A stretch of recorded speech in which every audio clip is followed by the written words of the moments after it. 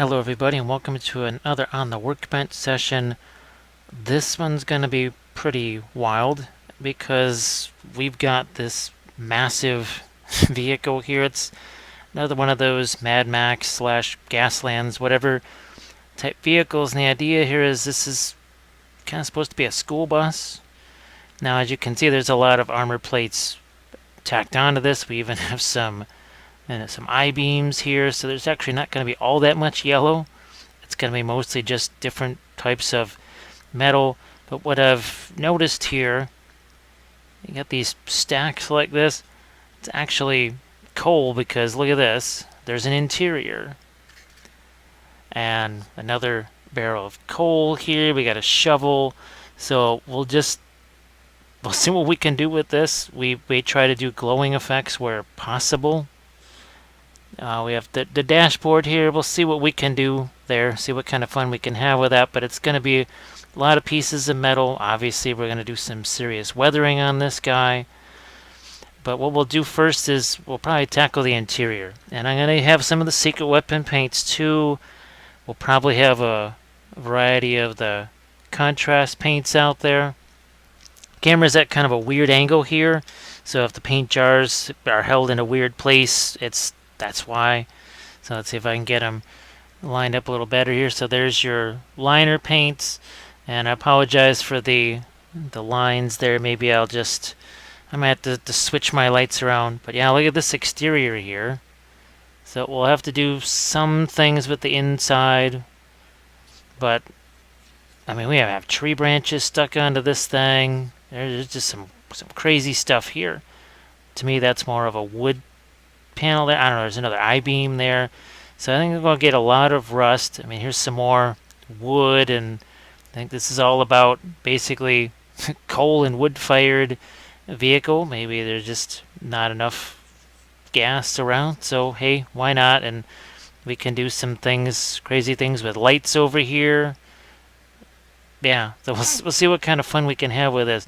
Like I said, it's going to be all hands on deck. There'll be some of the Creature Caster paints, some of the Reaper paints, GW, maybe even some Green Stuff World Intensity inks. I can't really predict at this point because there's just so many things going on with this, and I'm probably going to discover more things as we move along. But we will tackle the interior first, and let's see. We'll just grab any old fluorescent paint that we got, and we'll even try some of the clear orange, clear yellow. It's been a while since we used these. That's actually one of the new clear paints there too. So there's your clear yellow. So we'll be using some of those in concert with, maybe who knows, maybe we'll bring out the mecha fluorescent paints. And we'll get all that stuff out on the palette, and we'll see just how we want to tackle this beast. Wow, that's going to be interesting. So we'll be right back with that. Sometimes when you have something that's big and complex with this, you got to find areas to simplify. And how we're going to simplify this, I just got blue liner, brown liner, and a whole bunch of makeup sponges. And we're just going to grab a big old one of these guys here, and we're not going to screw around with contrast paints or whatever stuff, not in this initial phase here. We're just going to go straight up here, doing the blue and brown together, making it as dark as possible. Now I switched the lights around, which means it's better for you to see things, not so good for me to see things. However, I am gonna, you can see we get a little bit of brown in the mix sometimes there. Now, if this vehicle was going to stay completely enclosed, a lot of this could just be sort of a suggestion. It wouldn't have to be super precise as far as what we've got here at the shading and everything else, but it is going to just, I don't know, stay open, for lack of a better term. Just hit this over here. You can see I'm just doing this fairly quickly here. We are not going to screw around too much. There's so much stuff I have to do over this anyway. There's no sense being all super neat and tidy. We're just going to attack this thing.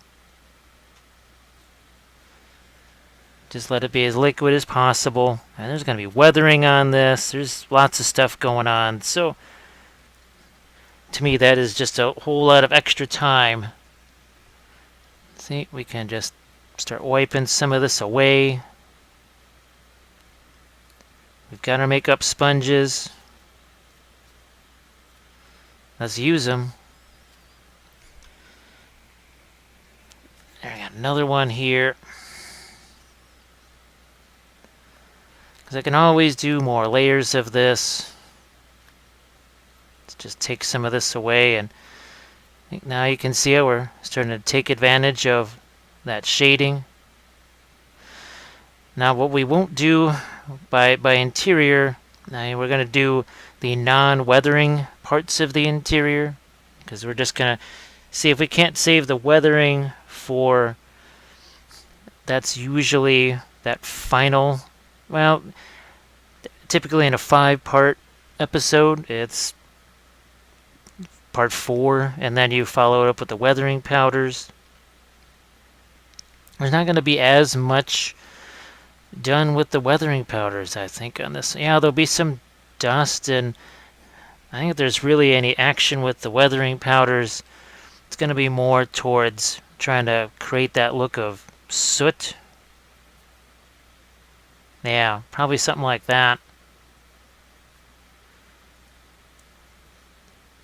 Let's just keep going. You can. I'm probably going to have to throw some more brown liner out there too. It's the nice thing about this. This is the number 12 craft brush. It's also from Hobby Lobby. Here, I'm just going to hit this tire too. I know we've been using the Secret Weapon tire black on that, but you know what? We're gonna power away on this thing. We are not gonna be fancy. Because if you recall, there was a request for not spending a whole lot of extra time. Just get the most of what you can in the least amount of time.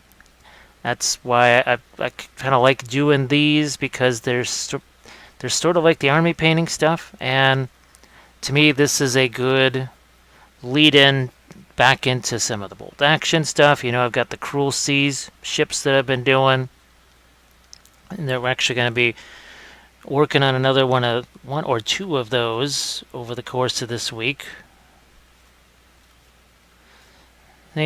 And I can even still take my scissors here and cut this into smaller ones. Now you can see just how much the paint is soaked into some of these sponges already. And look at that. See how much we've been able to take out of that. I think that gives you an idea just how watery this was.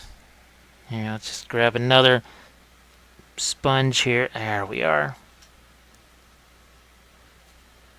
Just pull as much of that away as we can.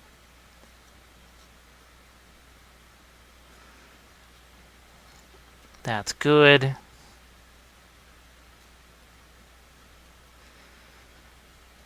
I think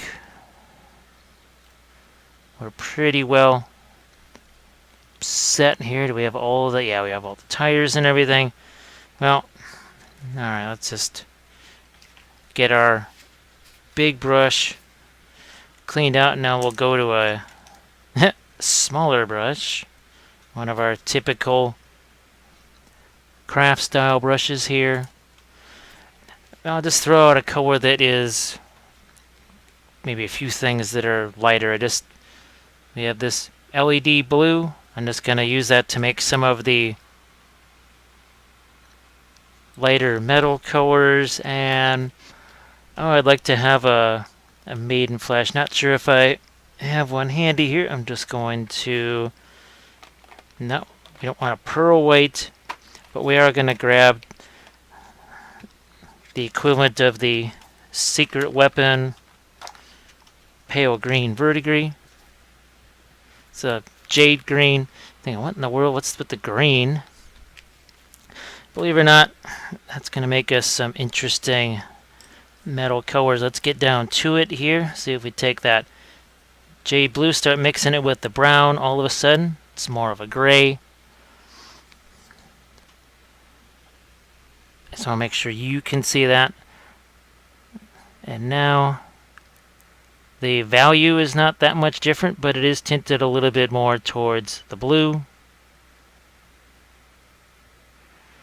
Just imagine some of the nifty weathering we'll be able to do on this.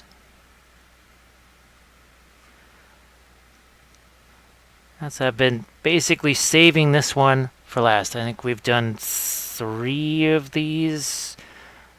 I think there was a live session and 2 regular ones, if I remember correctly. And I knew there was this big old beast waiting. Now, maybe I make these drums a different, I could make them green or something like that, but I don't know. To me, I don't know why they would necessarily be a color. So we'll just go with that. Get some, I'm going to say that these are just metal plates here. That is not the most comfortable seat in the world. Hopefully this is not a long bus trip.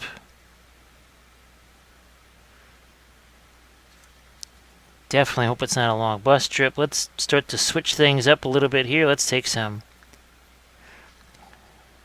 green. And you can see it doesn't really register as green. It just sort of looks gray by comparison.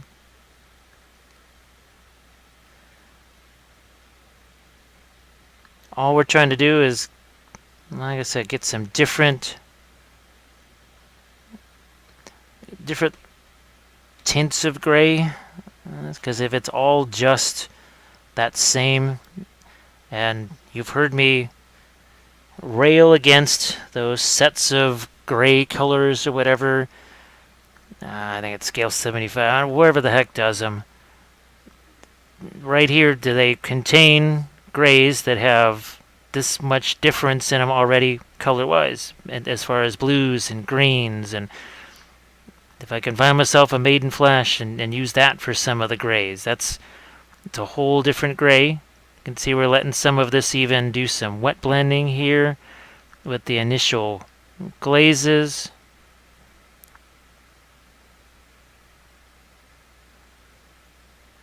Because why not? That's why I attacked those with the big brush and essentially worked so much faster.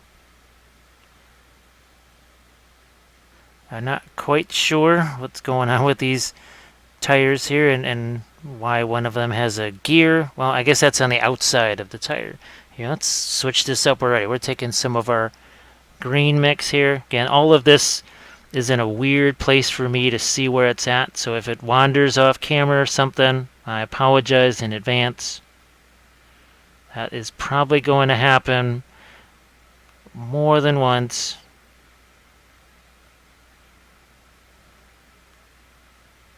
So again, just calmly working in directional strokes here. And sometimes, let's take some of the green and the blue together here.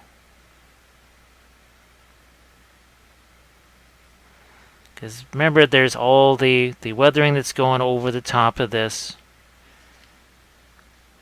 Remember the green stuff world, intensity inks and everything else. Well, once we have this established and we want to maybe tint something a little bit, well, okay, then out come the intensity inks and we work on smaller bits and pieces of things with the intensity inks. Instead of trying to carefully glaze bits and pieces of this. And says, you know what, the heck with it. Let's just attack it. Get some of that initial shading in there. Work from there. Now I have been choosing, like I said, some of the going with the Reaper colors here because they have that nifty little bit of translucency. Let's see. What other kind of fun type of thing can we use for our grays here? Oh, there's my... I needed a new jar of brown liner. It was just looking a little bit... Well, I used just about the last of it. Let's put it that way. In my initial layers. Are we in focus here? I believe so. Yeah, not quite sure what this is. Not quite sure what a lot of this stuff is. That seems to have been the nature of this project from the start. Just a whole bunch of things that I had no real clue what they were.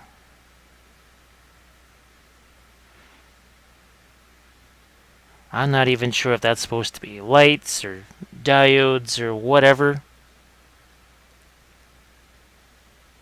There's some more gears over here.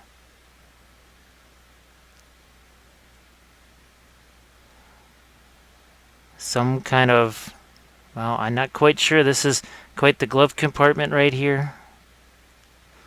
Who knows what's stashed away in that.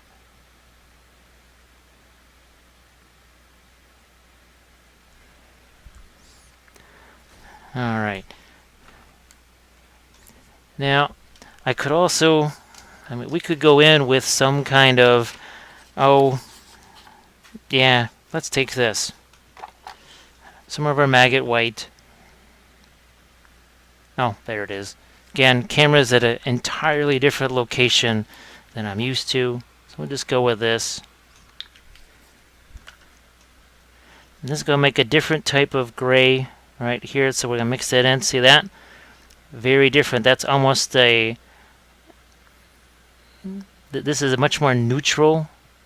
This is a much more grayed down. Let's put it next to that. This is almost more like that flat gray, whereas the other grays we've been using basically had a bit of a color tint to them.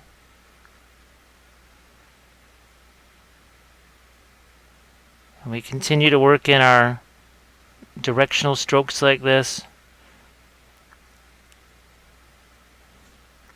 And remember, stuff like this, brush strokes really aren't a big deal, because wherever there's a brush stroke, you say, oh geez, I couldn't, I just couldn't get that blended right or whatever. Well, there's all kinds of rust and streaking that could go there. I could also just use my fingers. We could use the makeup sponge. It would have been fun to use oils on this, but I think we'll save that for once we go back into the bolt action stuff. There's tons of vehicles that I'll be doing, lots of those.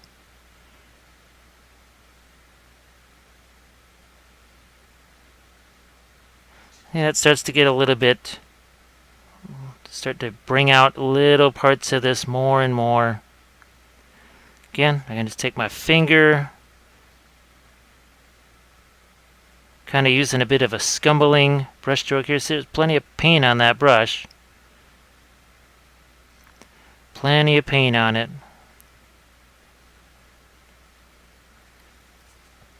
Well, let's put some on this hubcap too.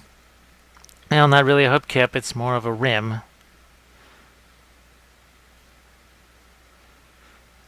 Because as always, we'll go into this with our rust and powders, and don't want to make that too light.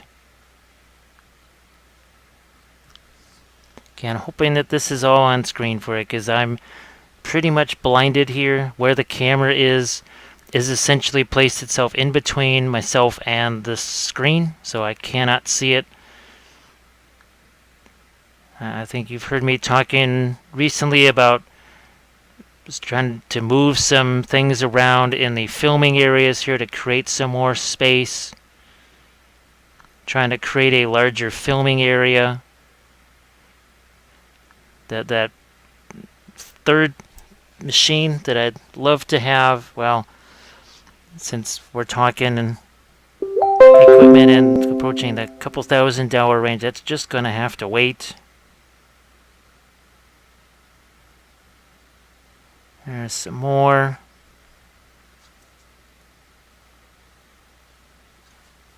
you can see we still have, it's nice that there's some of that original dark glaze down in there still, because I could actually use that to do a little bit of wet blending.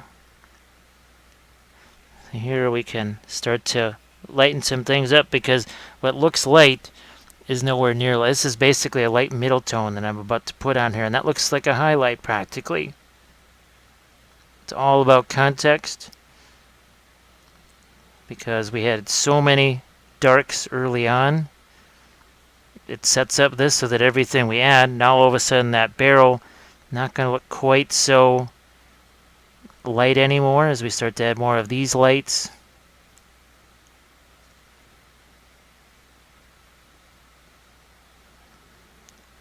Some more.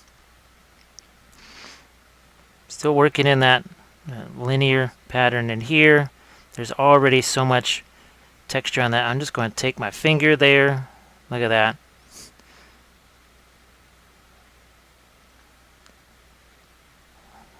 It's probably smoother than anything you could brush on, because that's pretty rough. It's not a smooth surface by any stretch of the imagination. I'm gonna go a touch lighter in some spots here.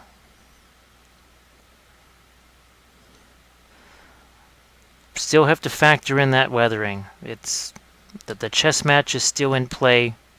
I think up around here I'm going to have lots of staining and lots of coal dust and everything else, so I really don't want that to be very light.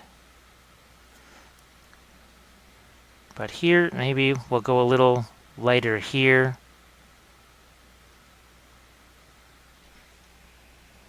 Let's grab some of the other metal color that we used before that. And sorry if the palette is getting kind of covered by this. I had to move where the palette screen is located, because I've got the camera, this is as far out as the camera can go.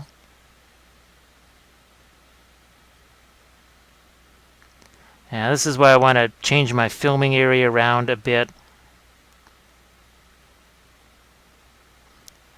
for larger scale things, because you can see where some of the, like along the edge over here around this white, well, it's either gonna, I might just change that to be all black instead of it being a white tile here, mostly because I'm not working with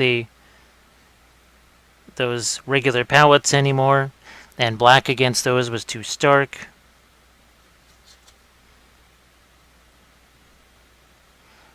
Not quite sure yet. We'll see how that's going to work out. It might just be more of a neutral brown or something like that. So if it looks different at a certain point, that's why. Here, let's get a little lighter there, but again, a lot of this is just going to have so much of that soot and dust and everything else all over it.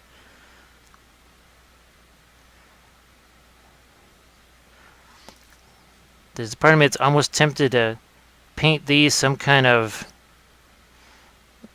color like they're a generator or whatever. I might just do that. To me, that kind of registers as wood there. Now let's get back to some of this green. We'll lighten it up a touch with some of the maiden flesh, so you can see that next to our other color right here.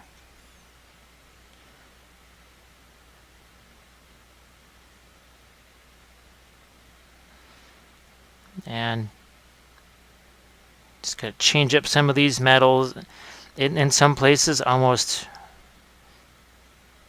give it a little bit of a stippled application.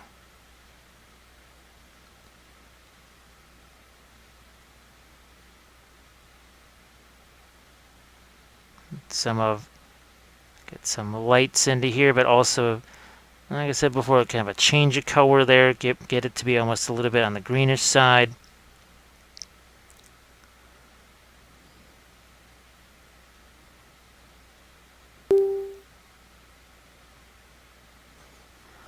Oh, where else? And it's interesting because there's still plenty of that original wash down in the crevices that's still, it's still active there. It's one reason, see that right there, it's still kind of active. That's why I haven't gone in and messed around with the cables here yet. Certainly going to have some kind of soot type staining on the, well, the floor there because there's a shovel.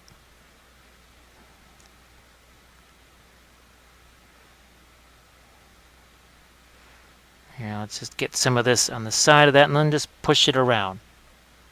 Just move this stuff around, and it's not necessarily going to be perfectly even. Here, let's get rid of more of the paint that's in there and just push some of that around.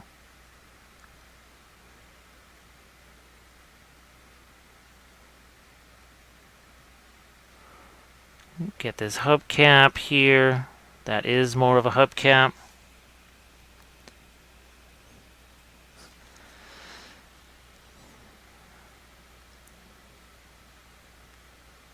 These two are actually more like actual hubcaps.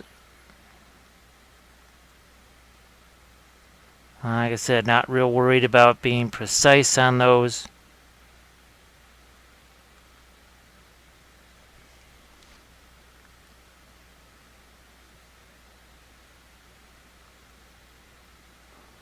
All right. We'll just go one more step lighter here for now on some of these things. And then we'll maybe try and bring in a little bit of color to those cables there. I'm looking around to see if there's anything here that could be glowing orange, but I just don't think so. There's nothing really exposed here. Yeah, if this was open, I'd say, oh, we could have some orange glow there, but there's really nothing that's open.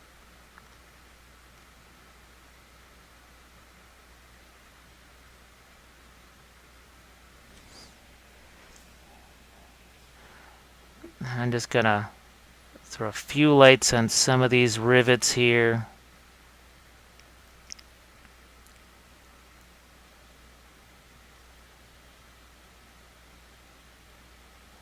Really gonna avoid the floor, I think, there.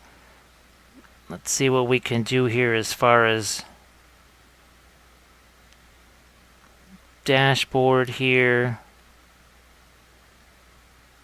We can paint in some gauges, dials, whatever.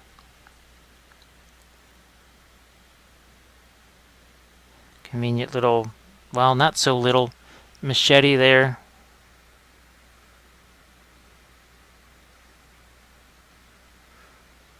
Back to our super comfortable driver's seat here.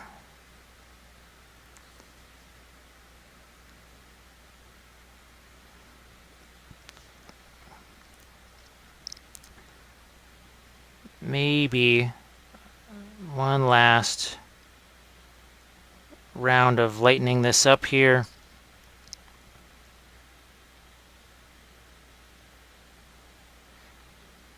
Call that a day.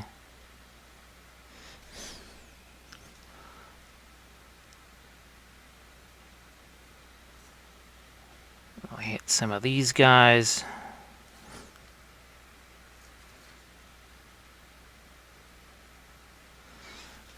Now this is another little experiment that I wanted to try here. So you've seen the craft brushes that are on the, shall we say, inexpensive side. So I got basically a common, this is a number 5 round. And we'll see what this does. Now it has a lot of sizing in it, that's for sure. So I'm just trying to, I don't know if you can even see, but yeah, there's a bunch of sizing in here, and we'll see what kind of a tip this gives me, a shape. Because we're talking something that cost, well, I got it on super sale. Normally I think these were $5-6, and I got it for more along the lines of $2 and something. I gotta say, I've seen better tips on my cheap craft brushes. And that's pretty, I gotta say, that's pretty lousy. Now, the only reason I got this was because it was on super sale. The smaller brushes are nice. I mean, to me, that's kind of horrific in comparison to what I've seen with some of my craft brushes. Let's try and use it. And we're just going to throw out a little red here. And I got some clear green. We'll throw that out here too. And let's go with some clear yellow over here.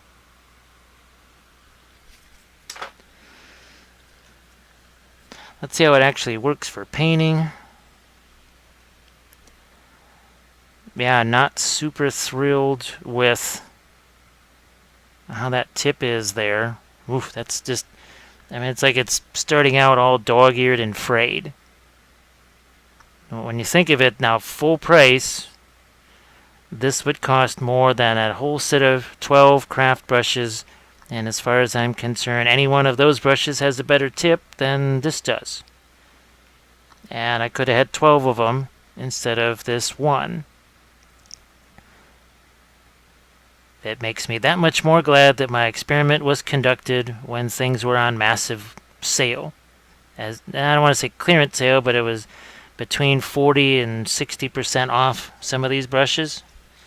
And thank goodness that's the case, because I wouldn't have been super happy about that. Would not have been a happy camper. Now it's painting okay. However, and you see, I'm using some of that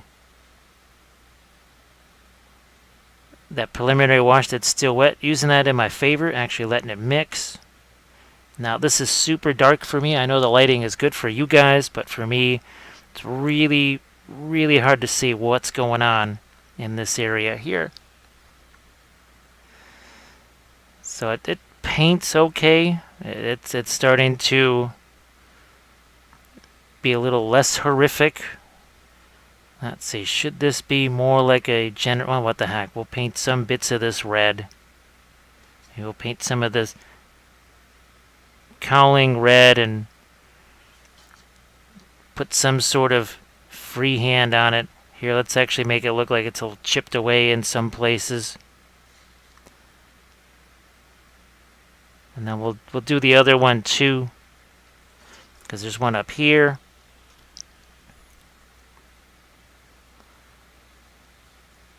Oh, that is well, I gotta say I'm not surprised, because there was another company that actually sent me some of their, well, they were their inexpensive brushes, but as an inexpensive, they were around the $5 a piece range. If you kind of added them all together, and I tried them, and it's not like they were lousy or whatever, but they couldn't do what the super cheap brushes could. Yeah, so look at that. It's all frayed and nasty. I've barely used this thing. So while I like these smaller Cotmans, I will certainly never ever be getting these big ones again, because that's just, wow, that's not cutting it for me. I would much rather have my cheap Mo craft brushes than that.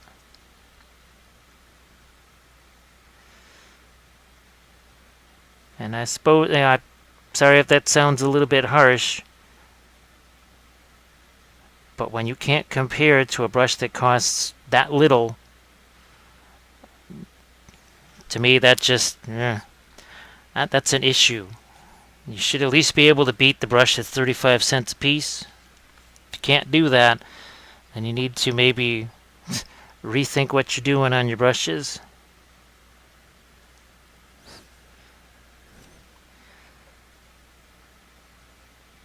So I always try to throw in something new for you guys, and I thought this could be an interesting little surprise twist. These came in over the weekend, I think.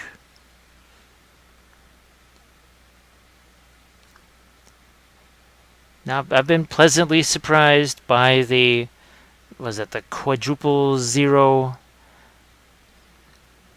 that's been somewhat okay, but definitely not thrilled by these. Now I actually have one that's even bigger. That I'm not quite sure. I'm just a little leery about bringing that out now after this. All right, where are we at here? This is how I intended to get a little bit of color here on the interior.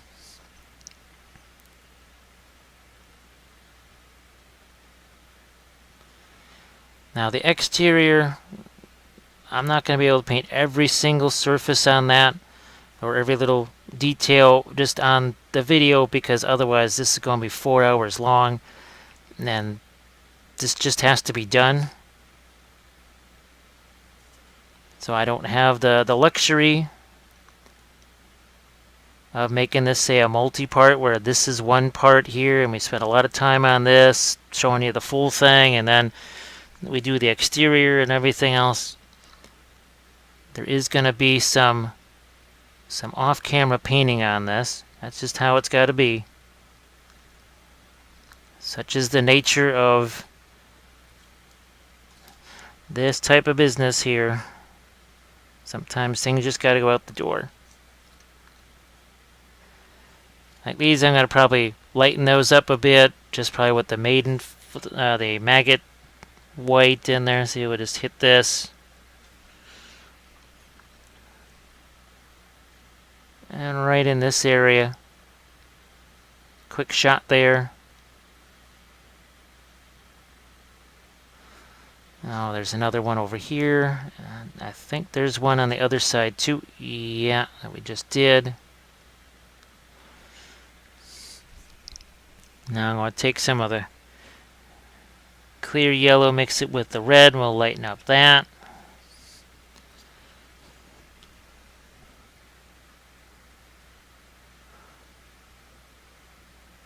Like I said, there's going to be so much weathering over this, there's no point in diving into just full-scale fancy shading. It'll almost be distracting. Alright, that takes care of that. So let's see what we can do here with our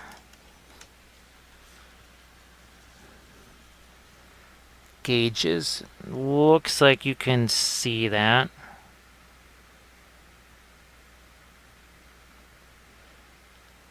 Here, and we'll just keep these simple. We'll just make them more of the dial type gauges. Now there might have been a steering wheel associated with this. I have no idea. These were actually assembled before I got to them, so I can't do much about that. Can't paint what is not there.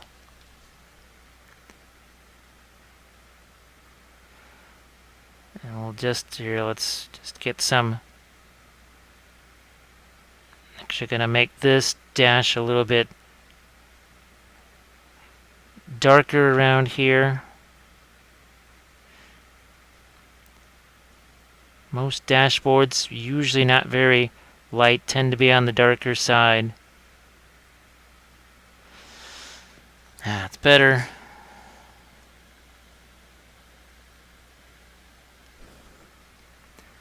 Where are we at here so you can see it? Just again, something that resembles some numbers here, and we'll just have our speedometer thing, and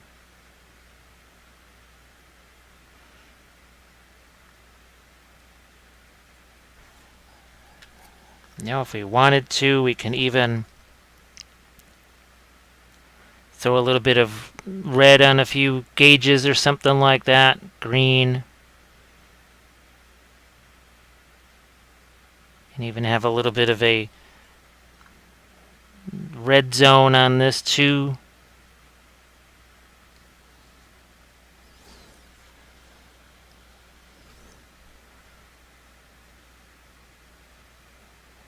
Probably have some kind of pressure gauges maybe.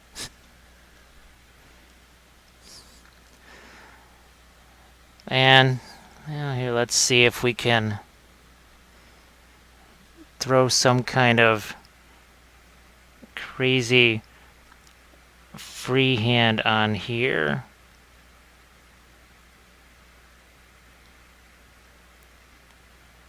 And for some reason, these struck me as generators. So there you go. You have a generator that's just called Zap. Let's see, do we have another one here? Yeah, we'll give this one the same treatment. Could do the letters in yellow also.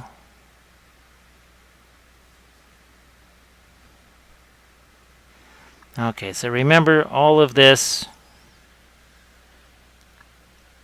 is going to, here, let's get a little bit of yellow on the handle here. That's something a little different. Trying to find some interesting other colors here and there.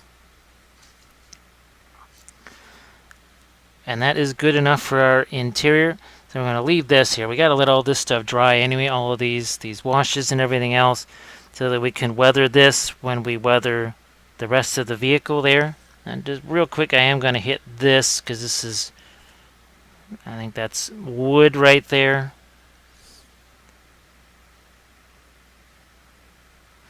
Just making that a little bit different.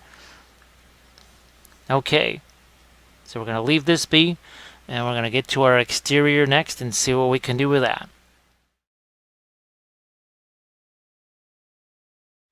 So this is where things are going to get really interesting here. We've got some different stuff out on the palette now. I've got some wildwood. I've got the yellow contrast paint out here. I got some sepia liner, some gray liner, brown liner. I have a bunch of different paints. I even have some of that Space Wolves gray out there. That's over in here. That's the contrast Space Wolves gray. And I guess what I'm after here is as many different types of gray as I can make. So this is going to be the contrast, some of the Space Wolves gray. And this we might try to be a little more organized with here. So we'll approach it somewhat differently. Because the interior was all just pretty much gray. It was all one big piece of machinery. Here we're looking to have some, we got wood, we got all kinds of different stuff out here. So why not? I'm going to approach it a little bit more, I don't know, not even quite sure what the phrase of it is. You know, this could just be, that could be yellow too, but I'm going to just say it's the steel plate that's been welded on. You can sort of see the weld marks there. Oh, what the heck, we're going to go back in with the pearl white like we've done before.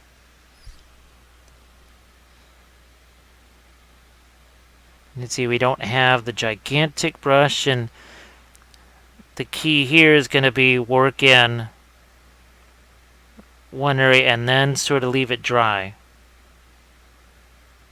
Some of these I-beams here, but you notice how we're switching the color along the way.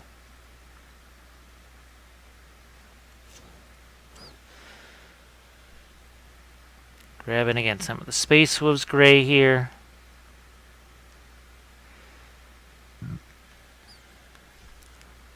Back to our brown liner.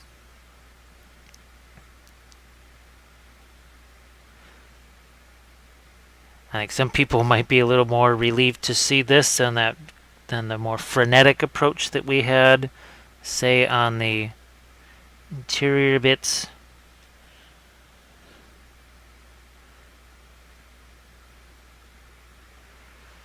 Because this will actually save some time here on the interior. That was not going to save any time, just being all delicate with it. That just we needed to just pound right into that thing, and so after about 30 some odd minutes, we had a pretty solid looking interior with different colors. We even pulled off some super quick freehand. You know, if it was my own thing and I wanted to, if it was something that I really wanted to take some time on, I would have done even more elaborate freehand for that little logo there. I guess when I had the red, I was thinking Milwaukee Sawzall and Milwaukee, that logo, it's white on red, and each of the more angular letter, the M and I think even the W, maybe even the E's at the end, because they're power tools for the most part. That's why it had that little bit of the sort of, what would you say, the lightning thing going on. I wish there was a little more Leviathan blue. That's the one thing that I do miss. That's the contrast color that I've still got to find, is some more Leviathan blue. And see, I'm just working my way around these tires, not using the blue liner on those, because effectively that's what the tire black is. So we're just sort of saving that. We're working around the tires here. So we're going to use things like the Space Wolves Gray on these metal pieces, so they're almost a little bit lighter.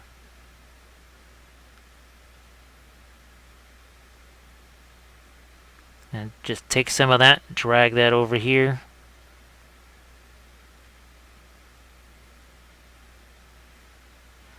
We got another set of metal panels here. This is the brown liner. Now this, I have no choice. There's no other way to do this. Actually, I think I might be able to put this on a container of some type, because, and it's a little bit taller. Now the thing is, I just don't know if it's going to stay and not just tip over. But I'm going to actually throw a little bit of the Space Wolves Gray, and that's just going to kind of blend there. Now I'll let that just sort of dry for a second, and I've got, like I said, I have a few taller containers like this. Yeah, that's just not going to work. The only other thing I thought that might work is maybe a jar of primer, which that actually fits. Okay. So you'll see we're doing a little bit of emergency. There. Blue tack. Work the blue tack a little bit. Now, is this going to stick or not? We're soon to find out. Alright. That's better. Much easier. Okay. I'm not quite sure why I wanted you to see that, but I just thought it could be interesting to see, well, okay, how do you hold something like this? Because that used to be, in the early days before I thought, well, geez, what are you doing? Just take some of these dead jars and blue tack it to them. I wasn't quite sure what I could do with the vehicles, and I ended up just holding them in my hand, which led to obviously unsatisfactory, usually, results.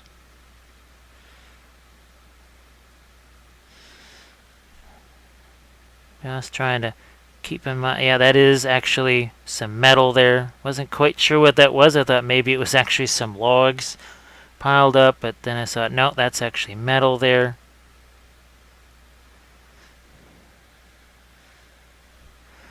Now, believe it or not, this craft brush right here, it's been abused already a lot, and the tip is still in about the same state as that brand new $5 brush. That's just get a little bit of our Space Wolves Gray contrast paint going there. Make sure that palette's in the right place again for you.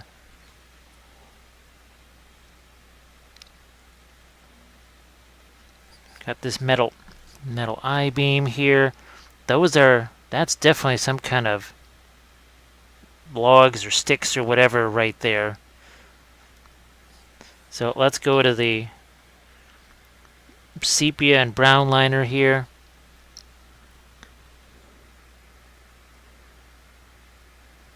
like that.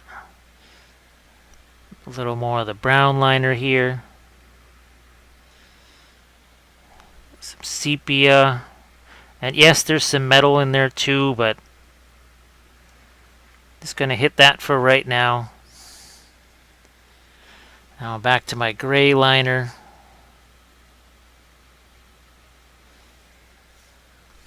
Space Wolves gray.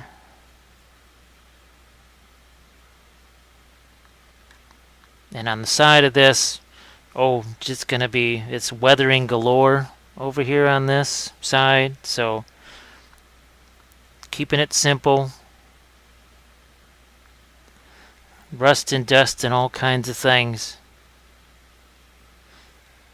Because all of the, what could have been, say, yellow school bus type paint is pretty much covered.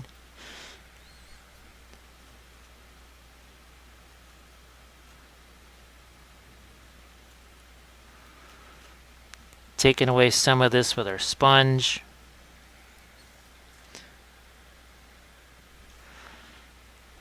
What are we at? Right here. Now that coal barrel it got a whole lot later here because it was easier to get the primer to it, so it just is not quite so dark. Gray liner here.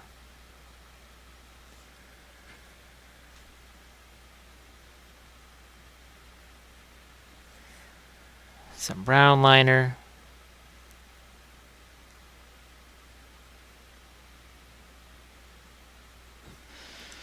And like so. Back to our Space Wolves gray. And over the top of this, we can do exactly what we did on the interior. Go in with that more of a greenish color, lighten that up. So that, not quite sure. Almost, is it a missile? Is it a gas tank? I can't really tell. But we're hitting it mostly with the gray liner at this point.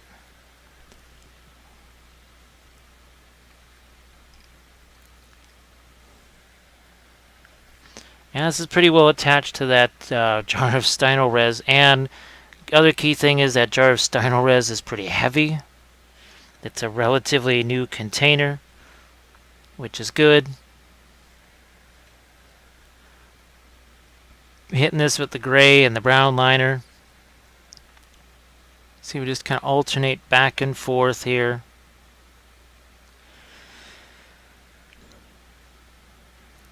Because I'll really just, here's another thing that can be hit with coal dust and soot because, well, this is basically a chimney right here.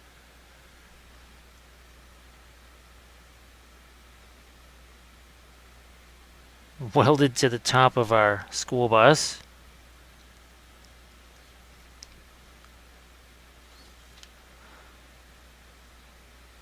Again, I'd apologize for any kind of weird, awkward angles that this is turned to.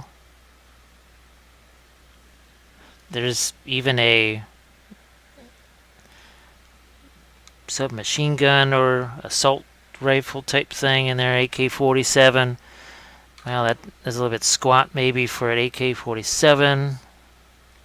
Here, let's grab a little bit of the sepia liner here. Maybe even hack a touch of the red. I don't want it to get too rust colored. Gotta be careful about that.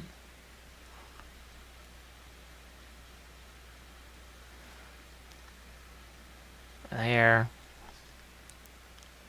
A little more with our sepia liner. So yeah, it's pretty huge here. There's a reason why I'm sorry, I've been waiting to do more of the vehicles and the the Cruel Sea stuff. Sorry. It's been a long day of speaking. I'm trying to make a new space where I can move the camera around a little more freely and it's not quite so packed in like this. Which is, as I hit the palette camera yet again. So if you wonder why there's been sort of a delay in the bolt action vehicles, the tanks, and that sort of thing, and the larger stuff, it's kind of waiting on this little studio redo here. I have no idea how that's going to go.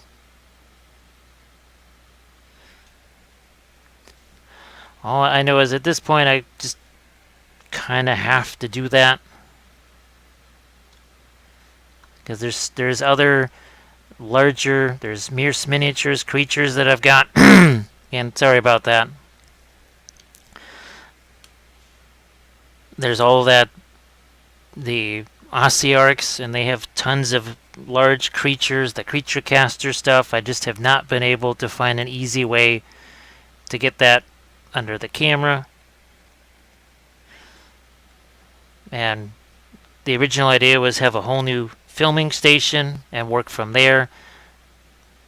But there's just not quite the funds for yet another filming station. Here, let's just take this real quick and hit some of that.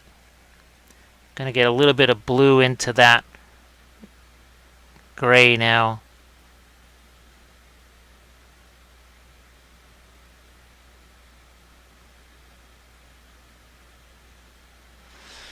And now this. I was hoping to have some yellow, whatchamacallit, the fluorescent orange there. So I'm actually going to make this a little bit darker and not lighten this up quite so much because I want that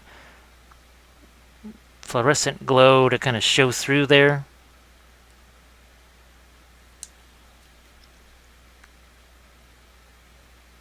Yeah, I think that is going to be another place for it too. Maybe even have some glow there. Not quite sure if it's going to do much in the way of object source lighting. It might do a little bit, which if there is, we would probably tackle that more in the weathering phase. So this is more of the gray liner here. Again, the palette's kind of in my way, actually, believe it or not. It's because I've got this big old container of paint hanging off the bottom of this vehicle. It wasn't in the way initially. But we are just going to combination of the gray and blue liners here.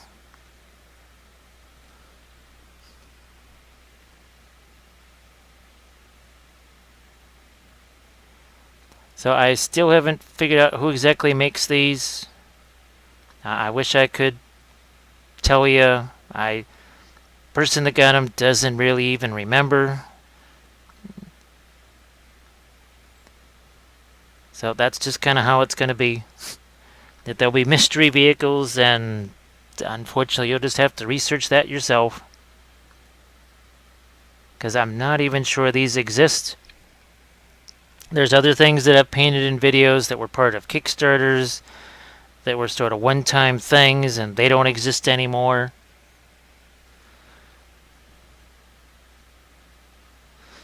Here, let's get a little bit of our blue liner into this. See, we're pretty now far along on the stuff that is not yellow.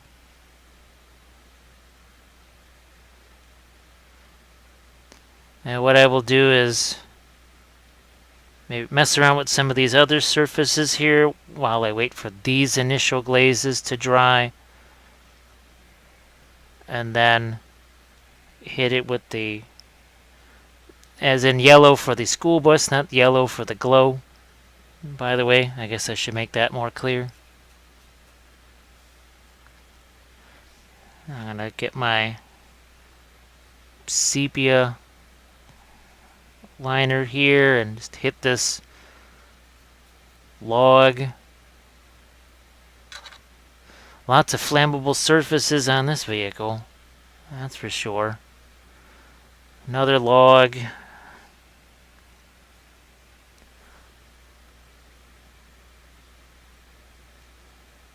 there.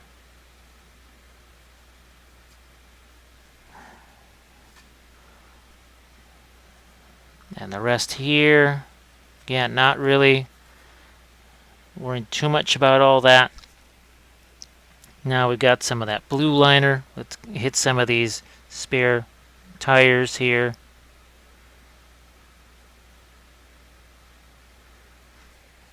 Nothing terribly fancy about it, but you can see how much darker they are than the metal that's in front of it, and the metal's going to get lighter actually as we go along.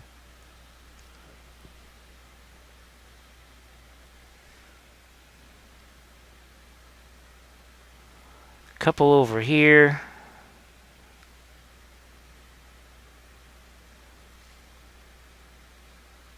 There.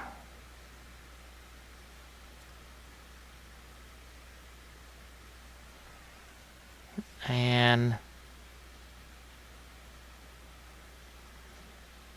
there. We'll just hit these couple of guys here. I've got the gray liner. These toe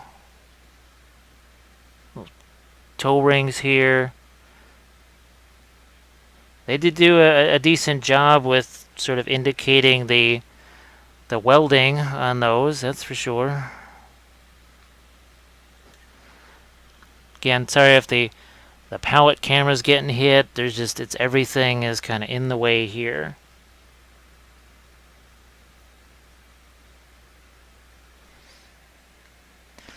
So, Isaac, have you been wondering why there's just some of the larger scale things that those haven't happened yet? It's just too difficult.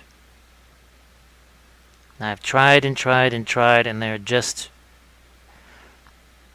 painful, actually. Because this is pretty much twice the size of any one of those other vehicles that we've done so far. So, just like on the interior, the exterior, we're going to start grabbing some of these other colors here. We'll start working on our metals. See, we can even, this is almost like we're doing the secret weapon weathering, except we're painting the metals. See that? Look at all these neat little different colors here. It's kind of wet into wet.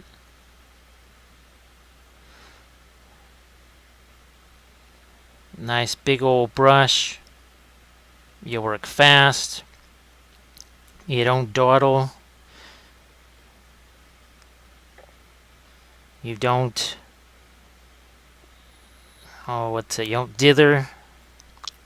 We don't like any of those D words. We don't dawdle or dither. We just attack. We just go for it.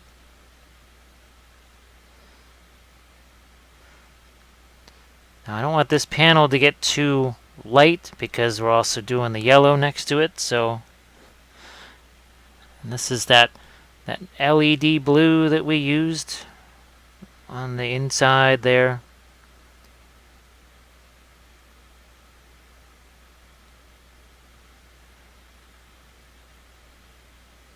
Like I said, it does not have to be fancy, earth-shattering, because as you've seen with the other, what was it? I think it was 3 previous videos on the vehicles, and then even the Cruel Sea stuff too. You've seen how the weathering impacts that. Now here, I'm just going to get some few parts of this somewhat lighter.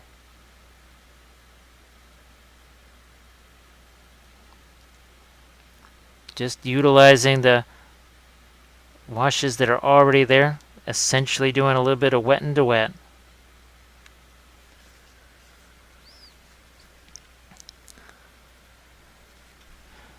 Got a whole bunch of panels right here that I just want to go after. You can see, not a dry brush. There's just plenty of paint on that brush.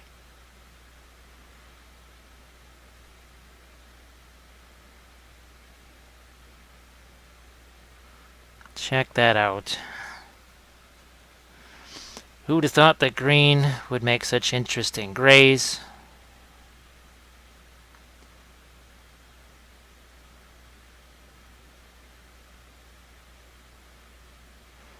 Now what I might do, again, depending on the time, I might just do the whatever yellow orange glow from the smokestack, and do the yellow of basically the yellow paint. Maybe do those at the same time, because this segment's it's gonna take a little while yet to tackle some of these other bits and pieces. So I think that's what we'll do. And I also want to just give this stuff time to dry. That's pretty much the main thing.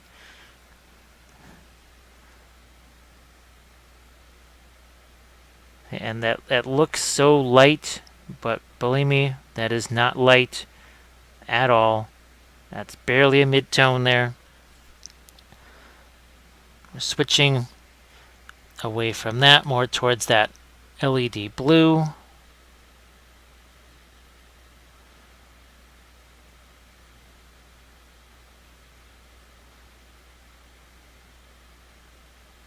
Some of our interior bits here.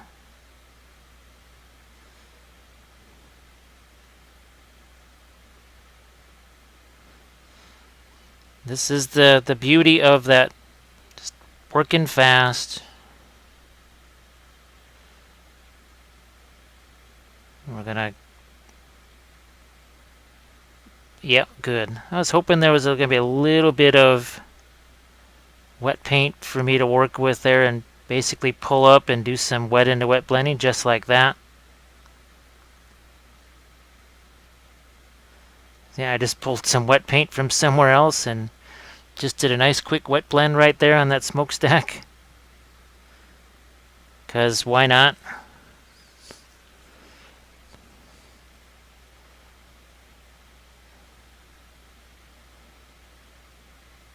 So some of those, they could be wood. Maybe they are, maybe they're not. I don't know.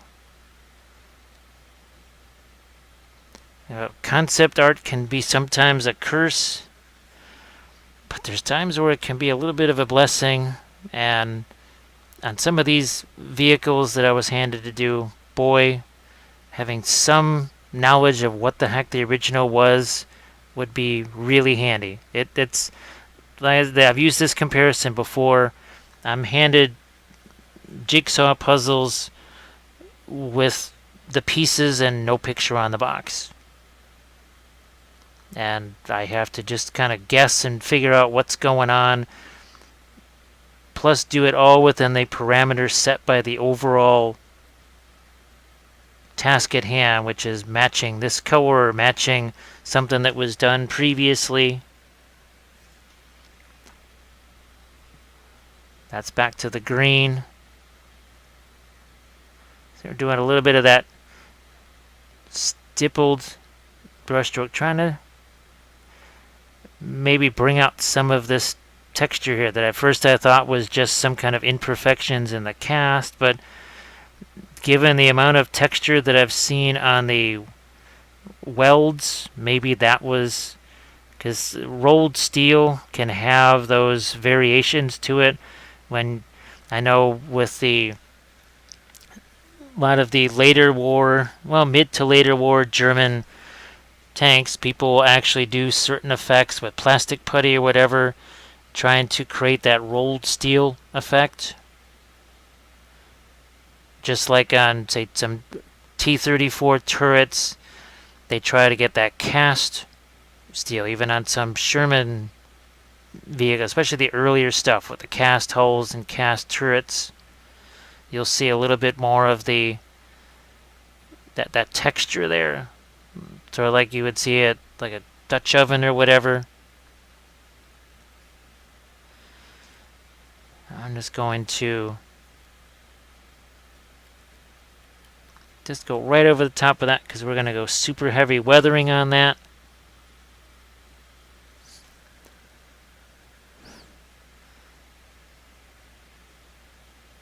Lots of rust in there, no doubt. this, I definitely want to have a little lighter so that the tires behind it show up more. Setting this up for some wet into wet blending here.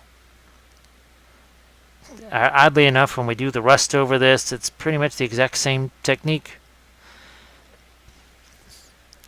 Now I'm going to get some of my, there it is, some of my maggot white out here.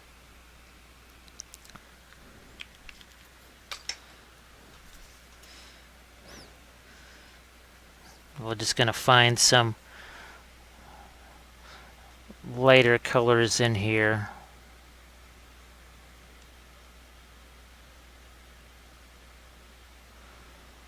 And again, not going to be shy about using my finger on some of the welds here.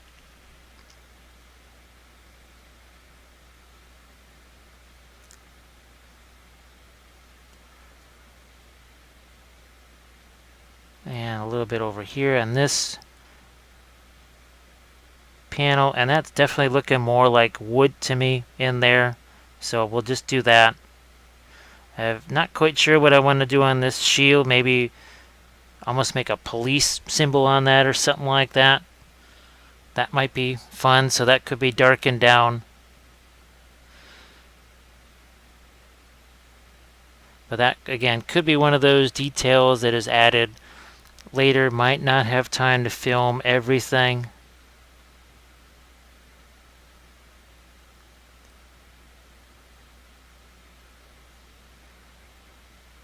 So I can't quite figure out what this is supposed to be.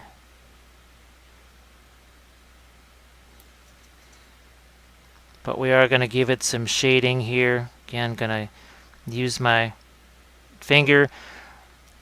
I suppose that's the thing I miss about being able to paint the larger figures, at least on camera, is that I really do an awful lot of blending with my finger and stuff with the vehicles, and I just miss being able to show that.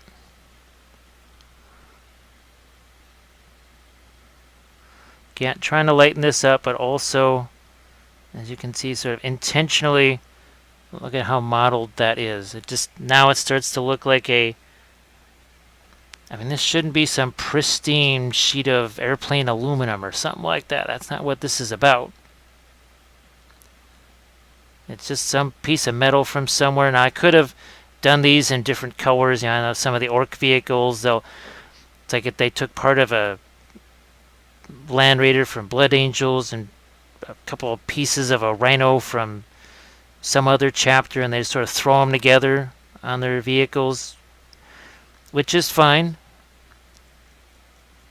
But you can see this clearly saves time but gives decent results.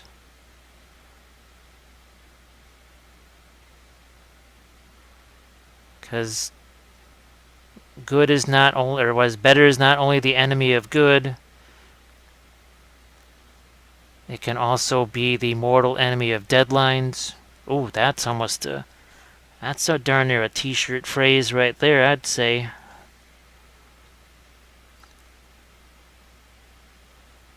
Yeah, that's pretty darn close to it.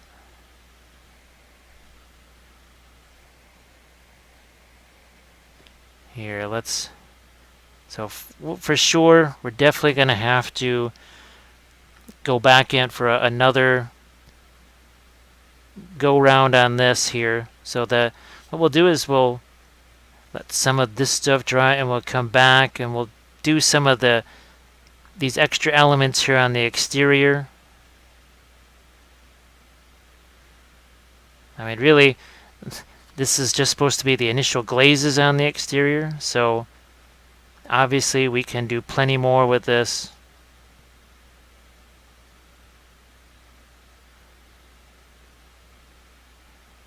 Still not quite sure what that is either.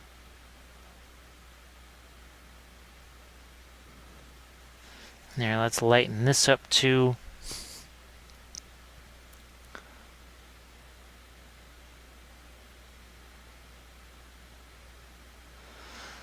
But all the while, have to think, okay, I need to make some of these metal plates light enough so that that light rust shows up, but then also dark enough or the dark rust shows. Sorry, the old rust and those dark and the darker chipping and that sort of stuff.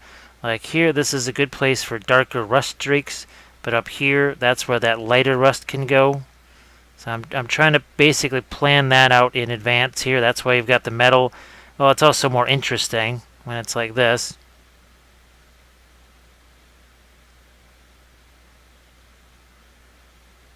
See, I can just take my finger here. Like I'll take this, just push that stuff around.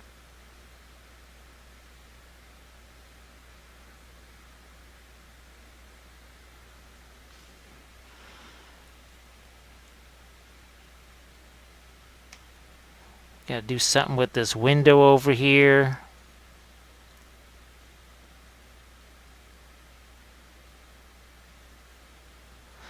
And speaking of initial glazes, I'm going to go back in here with some of my gray liner and just hit this, basically a dump truck or a bulldozer thing here.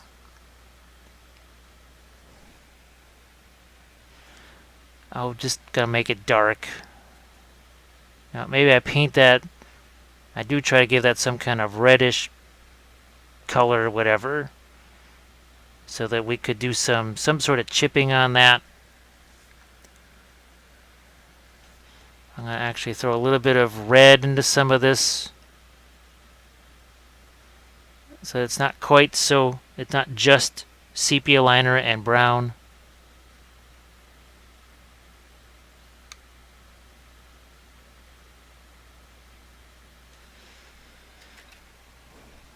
Alright, so what we're going to do is I'm going to peck away at some of these things, make some of these guys lighter, and then we'll go back in, as I mentioned before, and then we're going to go to these pieces of wood, do our orange glow in here, maybe hit these lights over here and see what we can do with those, and then we'll get to the weathering after that. So we'll be right back again with some of this yellow glow or orange glow and the yellow paint job.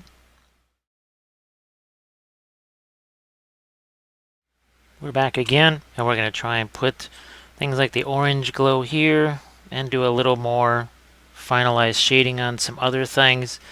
Actually introduced here a couple of Green Stuff World Intensity inks. The walnut brown and sepia Vetus, whatever it's called. But what we'll do first is we're going to take some of our yellow. We're going to reactivate that a little bit with just a touch of water. Probably could do that with the contrast medium too.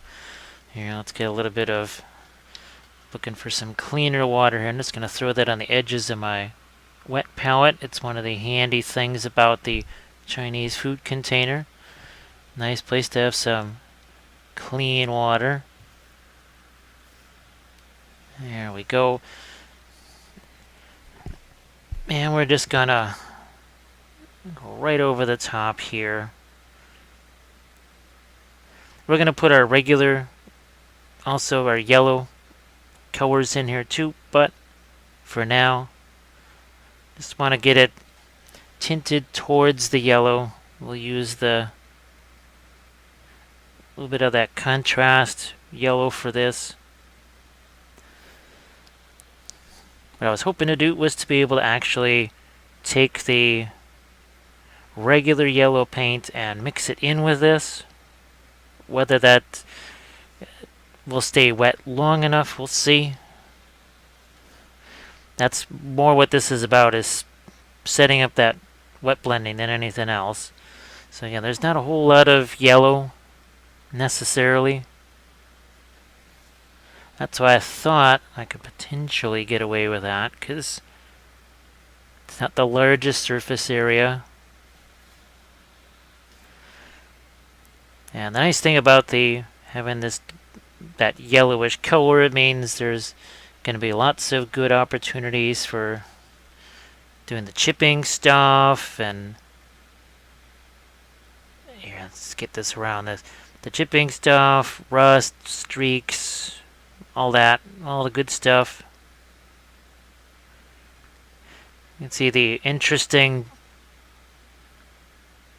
how it's so different already, just adding this. That's why I tried to leave a lot of the metal colors and wood colors practically as neutral as possible. So I want to get some of that yellow here, little quick de facto reflected yellow on that. I can just wipe some of that away.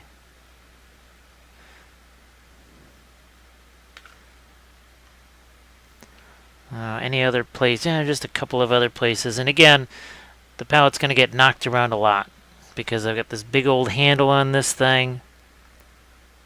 It is just not the easiest to move around, which is why I'm waiting to do some of the other large creature thing, just the large scale stuff in general.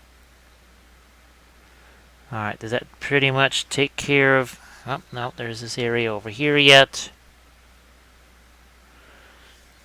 Now, like I said before, this is mostly concerning just setting this up for doing the regular, more opaque paints. Not anywhere else besides here.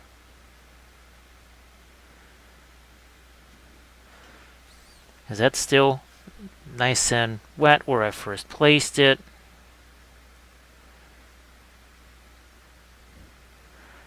Now we're going to throw out some of the... This is the golden yellow from Pro Acryl here. We'll just put that over in the corner there.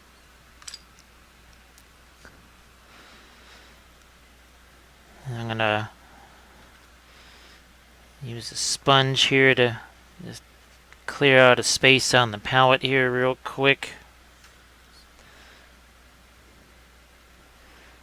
I'm going to take some of the contrast paint, mix it in there. Let's go back to our starting point here.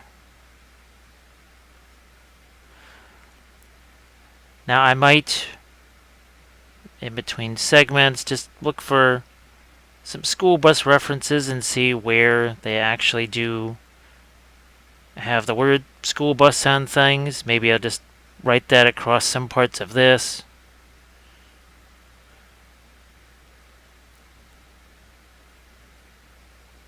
There we go. I'm just letting all this mix together because just like with the rest of the vehicles, well, it doesn't have to be 100% smooth and perfect because it's going to get nice and weathered. Lots of weathering. It's almost like the brighter the color, well, it always is that way.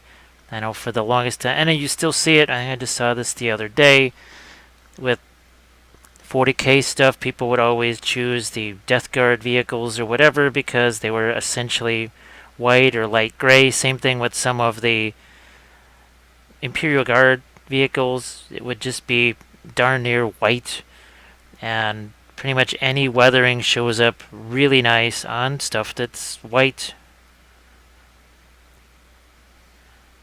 It's always, as you're doing your color schemes or whatever, something to think about. The darker the color, the harder it is to actually get that weathering to show up in an obvious way. And there's just less weathering. I would say, well, the dust can show up on there, I would guess, because if it's a lighter dust, it'll show up. But sometimes that intermediate, you kind of, with the white, you can go any which way with that, because pretty much any kind of weathering shows up just fine when the color, the vehicle is practically white. Like here, there's some types of rust that may not show up quite so much just because, well, it's yellow. And I'm thinking some of the lighter rust tones may not show up so well.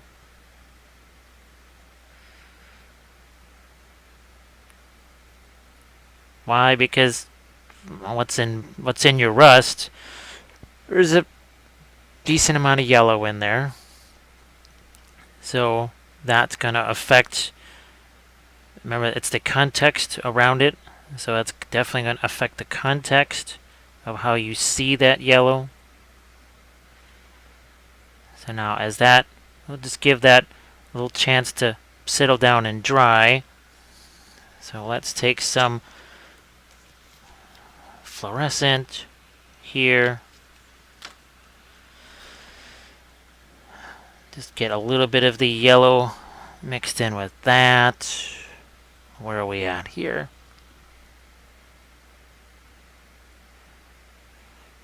And we're just going to start to pop that right into here.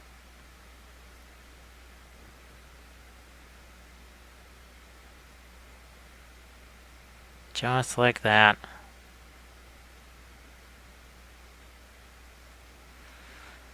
We can always go back in, make things lighter, make things darker.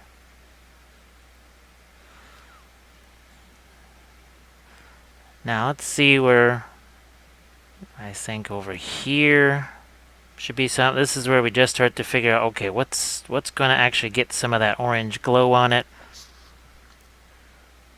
Probably here.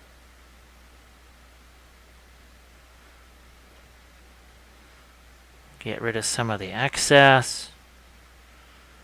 Now you know why I didn't spend a whole lot of time painting stuff like this. And that's another reason why this wasn't made, well, yellow. Because you couldn't have had really much in the way of reflected light. It just would have been, well, yellow on yellow. Not really going to be too bright.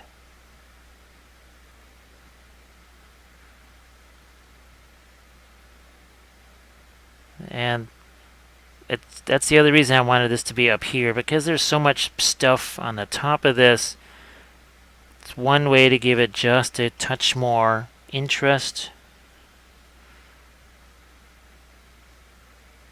So just using the transparent nature of the fluorescent to my advantage. I don't want that to wander off too far from the source here. Any other place, any other place. It's much easier to add this than it is to subtract it, so that's why we're trying to think a little bit conservatively here with this. Now, okay, so while some of the yellow dries too, let's grab some of our, these are the intensity inks. See, that's got a little bit of a greenishness to it. I don't want to wipe out everything that was done, but especially on the wood surfaces. Now this, that's on the reddish side. Might even put a little bit of that here. Just in some ways it dirties it up without it being a rust color.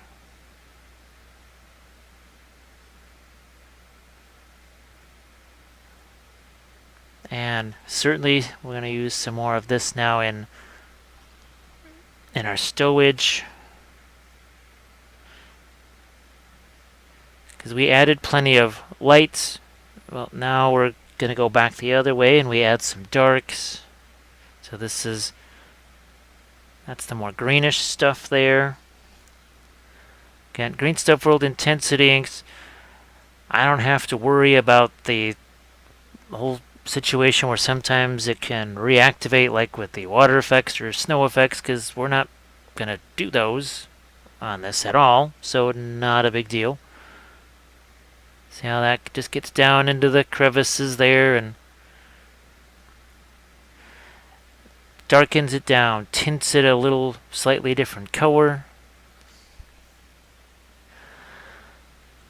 on this for sure. Because you notice we had some greens in our highlights here. We can remove some of that.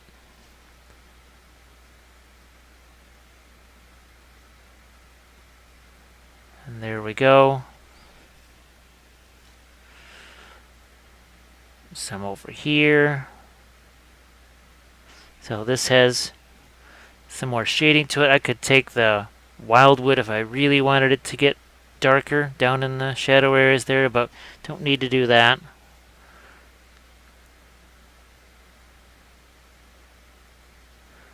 But certainly now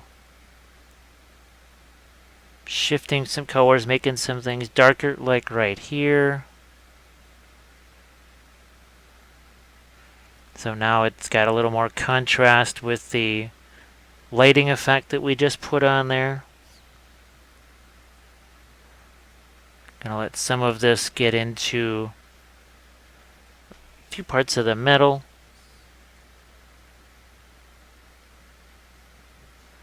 Over here on another wooden piece of stowage there.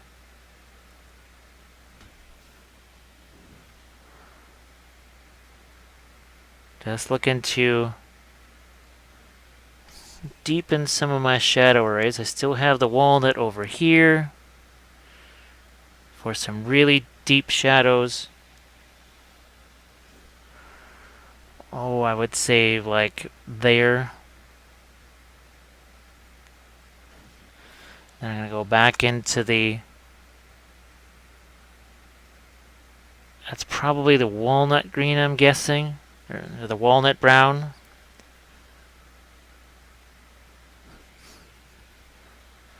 I'm going to grab my sponge again. So now, all of a sudden, instead of that just having barely a light middle tone as it's dark, now it has a really dark.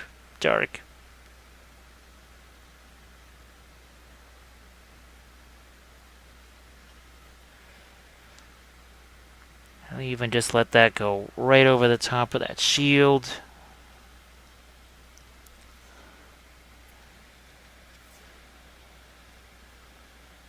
Again, some of that walnut green, or the walnut brown mixed with the wildwood.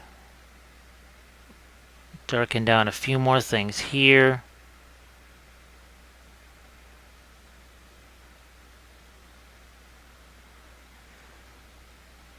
Now, the tree branch that's sitting out here, also gonna hit that after I give that another round of darkening. Or is it back to that walnut brown?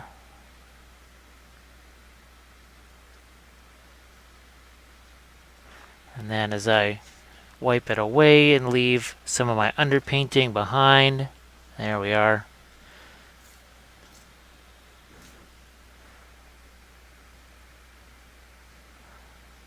But I don't want to wipe out all of the lights that I did. That doesn't make much sense, so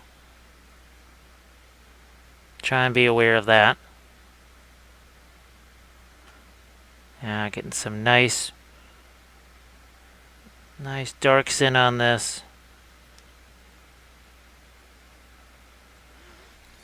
And then we can go back to more of these school bus colors here.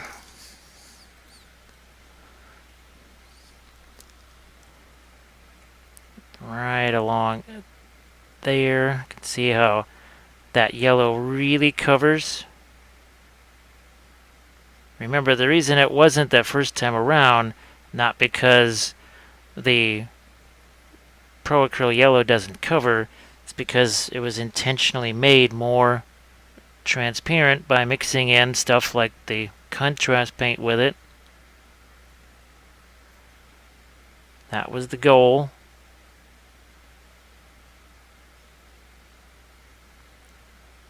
Because school buses, they're not a bright yellow. They're, I don't want to say they're an orange yellow, but it's got some orange in it. It is not just straight up yellow. And you can see we're already getting a little bit of, starts to get some lights and darks, and even though it's yellow, there still has to be some shading to it.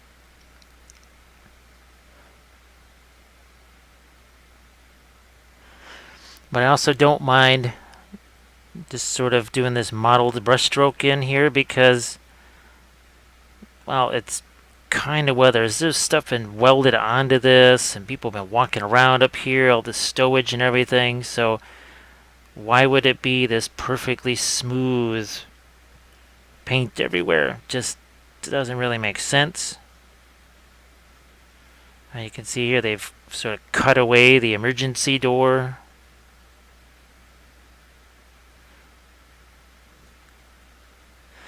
It's basically weathering without the effort of having to weather it.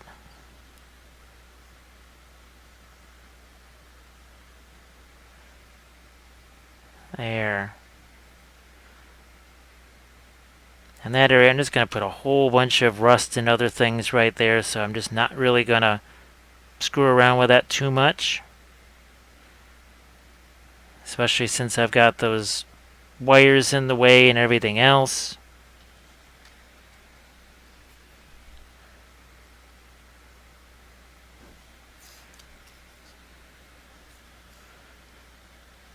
Makes just a touch more of my more opaque yellow into there.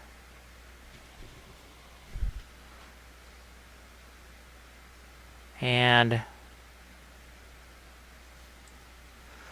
let's see, on the side of this, back to the roof again.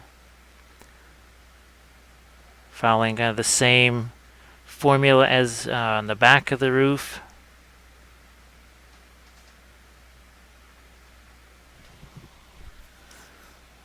Might have to throw some more of that yellow out there.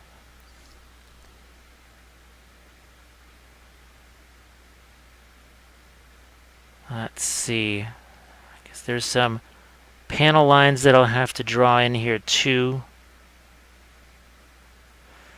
See, even some of this right here where the wash kind of made it thin down, that's actually handy, almost like it's the paint's just sort of worn away, not by chipping or whatever, but just sort of, and I've seen that on some vehicles where the paint almost looks like it's just been sort of sandblasted away as opposed to chipped away in chunks or broken away.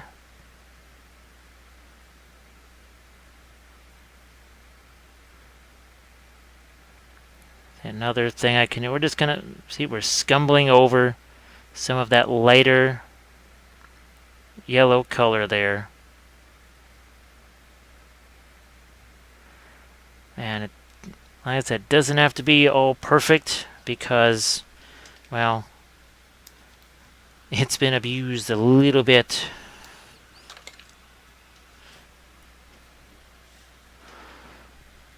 So, like I said before, the palette's going to wander off into different places.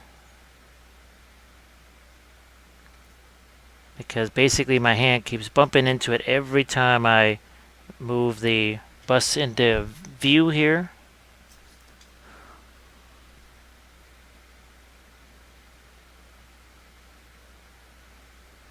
Okay.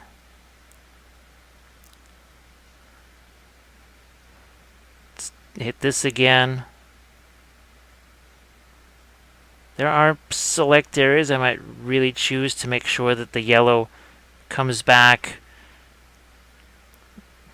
I don't want to see in its pure form, but a little bit later.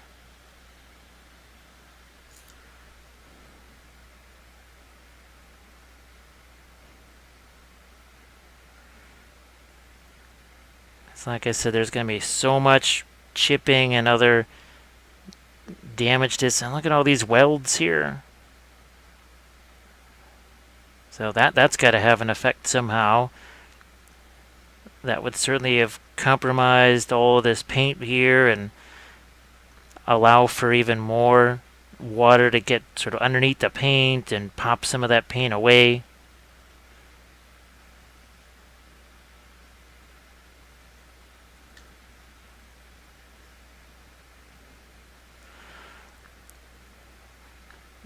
after this now, I think I'm gonna see what I can do with the glow there. Alright, grab this. Maybe some clear yellow. And let's see if I've got... Where's my... I was looking for my fluorescent orange. Just put out some in another location here. There's a little bit of a mix.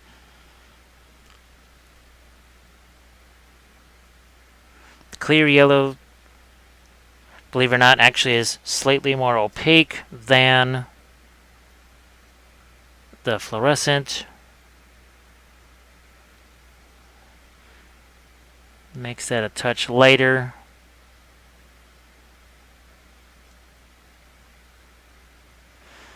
Like I say, where I put this glow everywhere else, got to be really careful because, well, it has to be more orange than anything else. Not yellow.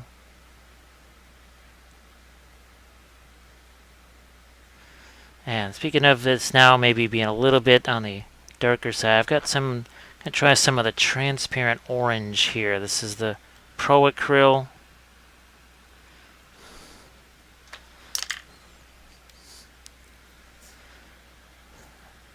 And some of it I'll just have to maybe mix off screen.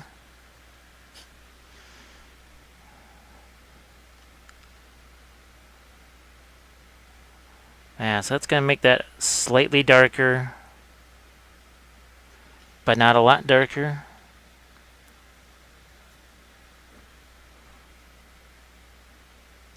The darker this is, the more the interior actually has a glow to it.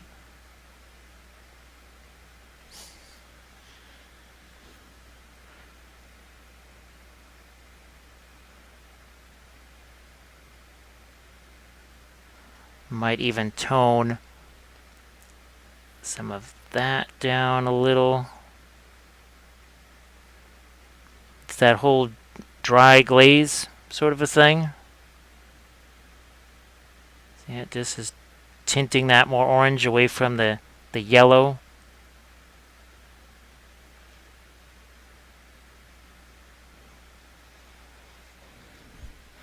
This actually needs to go the opposite direction.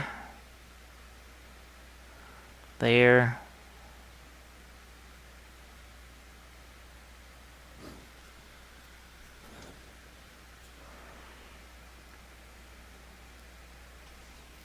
And then, let's see, we've got some, there's just some white over there. We'll mix this with the white and see just how, yeah, see how much lighter that can actually be.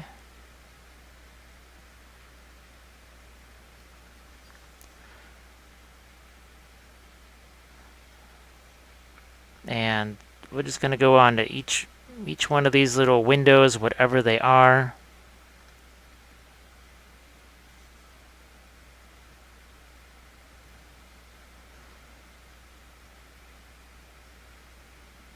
Then in here too.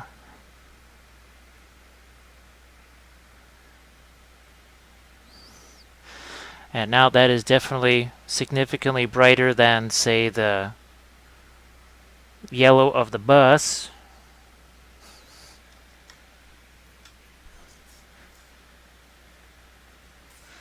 Go back to that transparent orange here real quick.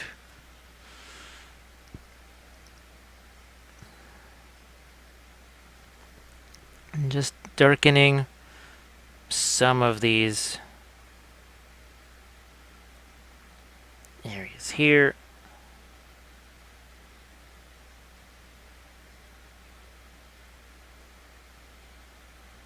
Get a little bit of the reflected orange into there.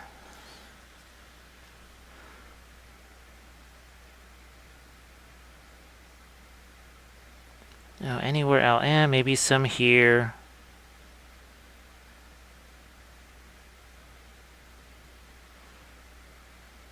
Just maybe a touch, a few places here, but obviously the rust is going to be there, so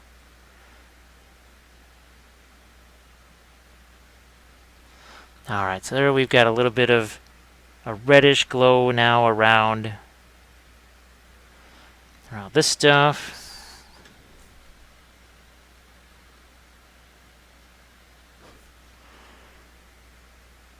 Gonna go back into here now and smooth out some of that in the little windows here.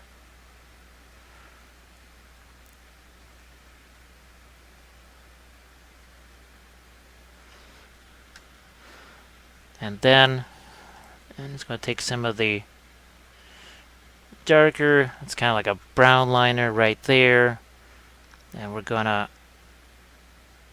just go over the top of these, the guards on the lights here.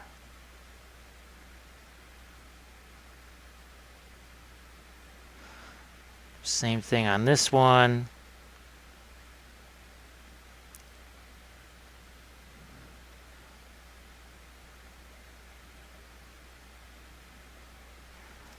And just before I forget, I'll get these couple of panel lines here.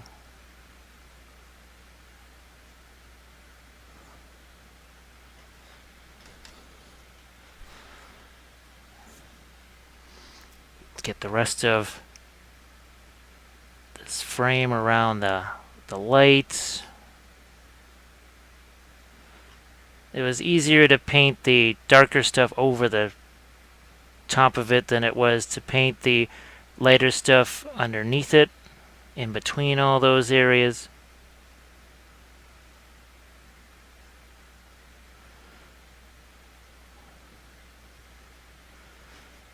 And while we've got our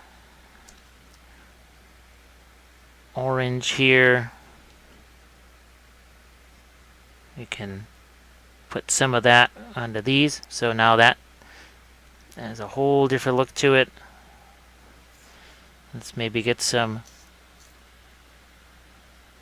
darker red here on these lights. Do I have... No, I'm going to have to put some green out here. Yeah, this is definitely not really the ideal setup for doing something massive like this.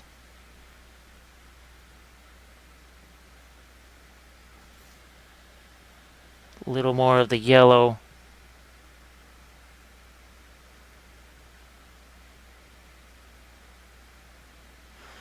And what I'm going to do is just work on some of these other, clean up some of these things. What we're going to do is put out those secret weapon weathering paints, the rust. And we're going to get to that. I'm going to maybe just add a little bit of white to the yellow here. Maybe even that's too much.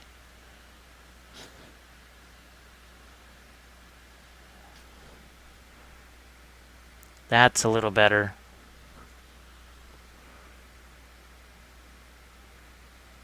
And we'll just let some parts of this be a little lighter.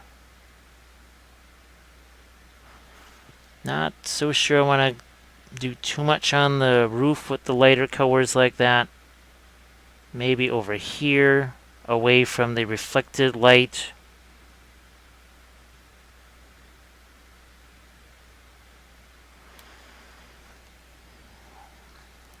And let's see what we want to do on this side here.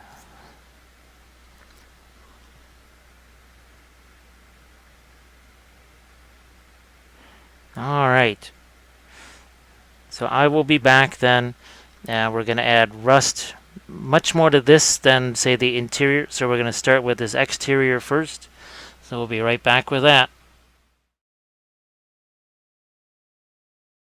So I discarded my stand that I was using because that was just making too much of a problem. And I switched my light here real quick. What we'll do is some of that chipping and rust effects here. Now I've got, and you can see the palettes down in the corner there, brown liner, that's the red rust, old rust, red rust, orange rust. We'll stick with those right now. Let's see what we get. And we've got some of these sponges here, and sometimes the used ones like this are actually a little bit better. They actually have a little bit of that crustiness to them. Just gonna make myself so right there's something along the lines of this that has plenty of rough edges on it. There, now you can see it a little bit better. Let's move these off to the side. So I just had to ditch the wet palette to make just some room for this. So we're taking mostly brown liner. Was it MIG Ammo? They actually have a chipping paint, and it's pretty much this combination of colors, I want to say. And let's get this where you can see it. And I'm going to do some test. Get some of the extra out of there. See how we got that on the corner now? And we'll just do this on the leading edges as always. Here, let's do some of that. Not just on the front of the yellow here, but also especially on this dozer type thing, because, well, not necessarily that there's paint to chip on that, but yeah, see we can accentuate these now with just some regular paint too. Gonna throw a few little areas on here, but now we're back to our chassis here, or the body work on this. Yeah, that just makes a nice little set of very fine spots like that. Actually, the more you use this thing, the easier it gets. Your little chips get finer. That's why I do suggest you try it on other surfaces first and sort of get that extra paint out of there.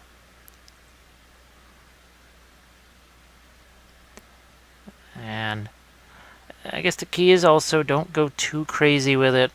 As much fun as it is, and it looks really neat, only do so much of it.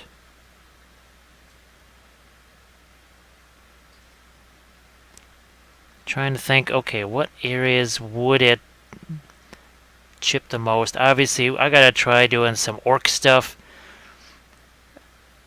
like this. I've got some def coptas. I know I've got the whatever the war wagon was, or that actually had a dozer on it too, and I might try and do, well, this is again when I finally have a filming station for large things. I'll be able to do something like that.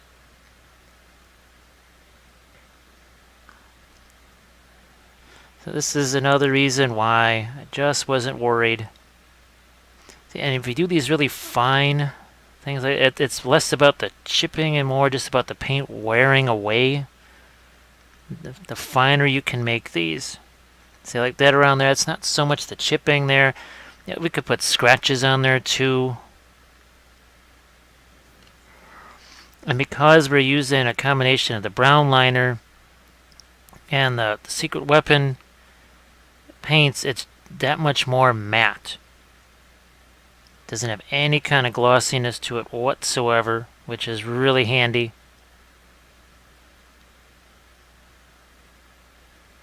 Okay, well, I think we'll stick with what we've got there. I'm just gonna plop in some more. Now we're going to take some brown liner, touch of the old rust. Hopefully I didn't just get paint on the camera itself. And let's see if we can't get ourselves so much larger. Well, not much larger, but more organization to the chip. So we did the randomness to it. Let's play off of that randomness a bit, make some of these areas a little bigger, a little more solid. See here, I can do this in more of a structured line. That would have been pretty much impossible to do with just chipping that with the sponge. And here, I just couldn't get the sponge down into this. So we'll just use the brush. However, I can still play off of what's already there. I can add some more darks to this too. Just gonna make sure we've got focus on that. I think that's a little better. I want to try and have something up here that maybe it's not paint chipping, but some kind of darker weathering to it, especially around where these yellow spots are, the orange spots where the glow is coming from.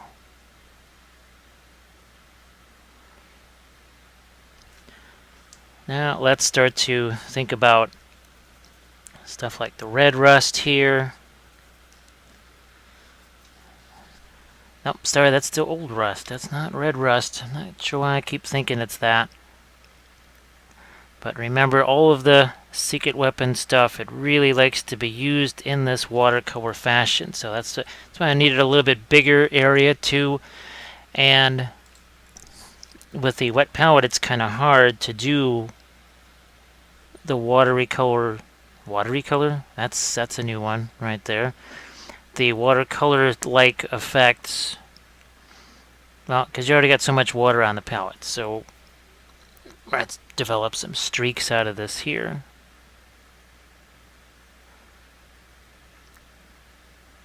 I can take some of that away. There's another rivet, and oh, look at that. There's a nice little rust streak that comes down from that.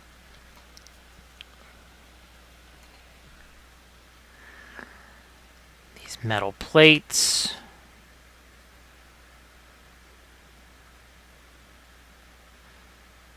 Like I said, the interior is going to get very little rust by comparison. Why would it have rust unless it's raining inside? So I think just in the interests of time, I might spend more on the exterior rust here. And we'll just do the weathering powder soot and stuff on the inside, because it's essentially the same thing that I'm doing out here. Because as it is, this is going to be well over 2.5 hours of video right here. And I think that should definitely give you a good sense of how all this is going to work. Now we're into some of the... Finally, we're into red rust. See, this would have been difficult to maintain that just right level of water into this. I can use my finger here, tap some of that away. Here, let's do a nice little right in here. Gonna take some of the darker rust color. This is where I love to almost set it up in advance with some of that. Just drop some water there. And remember, we can take our orange rust too, and then we just drop it right in there. See, that's where the chipping is. So it looks like, yeah, actually, there was something there. I'm not quite sure where that piece... Oh, here it is. So we're just gonna turn that into battle damage, because this thing actually tipped over in between segments as I was trying to move it on its little platform thing, and not quite sure how that particular piece might have broken off, but it did.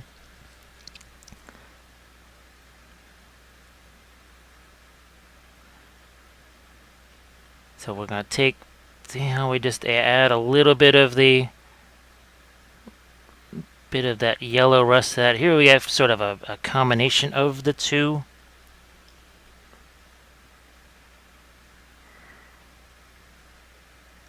And I'll just turn this brush on its side. See if we can't make some streaks here.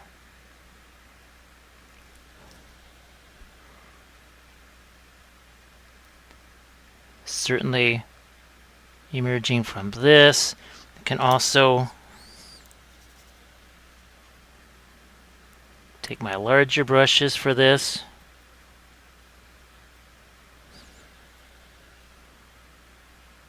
There.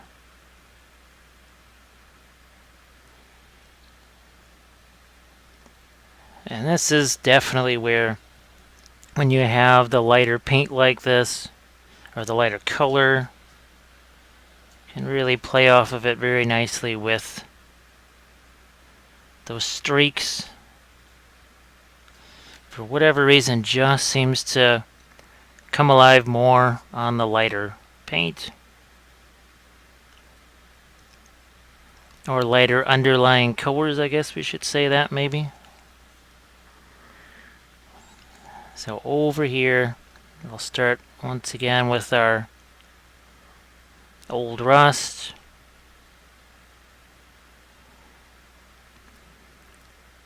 Really let that get down into areas where we have these welded on pieces. So I'm going to attack some of the edges of that before they have a chance to dry. And now I'm going to work in some of the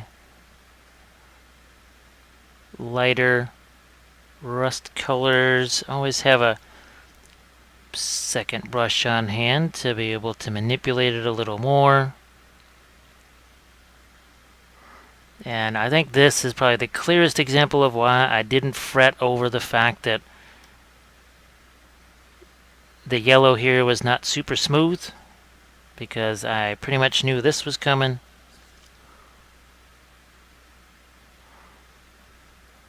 Now let's go back to the darker.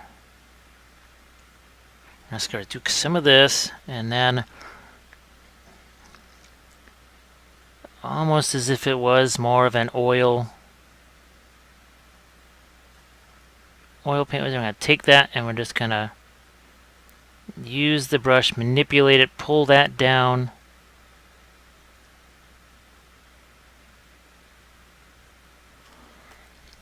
I always have, here I can just get the water up here maybe so you can see it.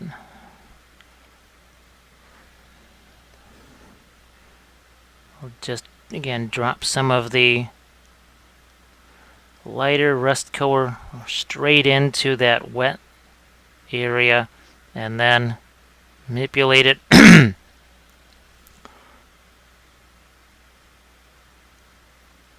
So up here, let's get that a little more of the red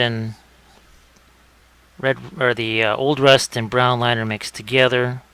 Not so much over there.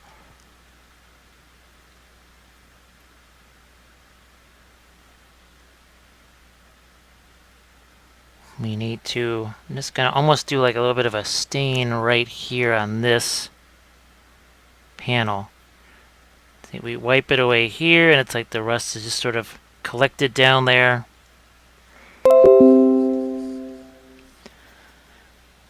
Now there's plenty of opportunity back here. We just got a whole bunch of metal surface. Let's really see what we can do down in here. Have some fun. Like so.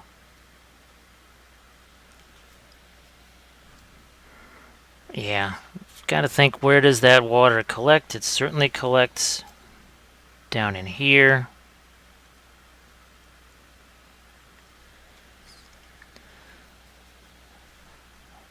Oh, definitely in here.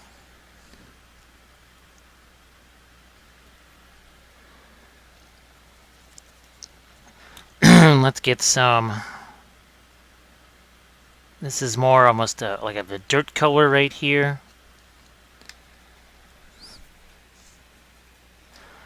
Going back to more of the reddish color, the old rust.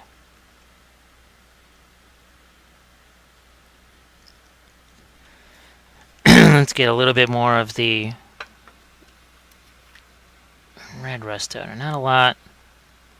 Just want a little bit of it, and of course, that is the one thing though about the all dropper bottles do this. I don't really care who makes them, but it just has a tendency to happen more with these. It's been a mystery, that's for sure, why that's the case.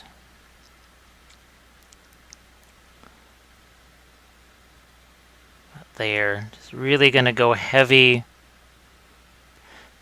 rust on this.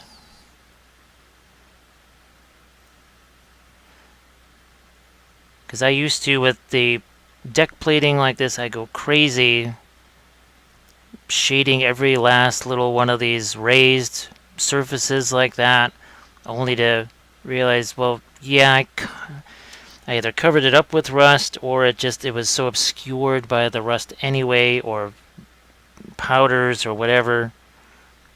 Turns out I didn't really need to fret so much about that.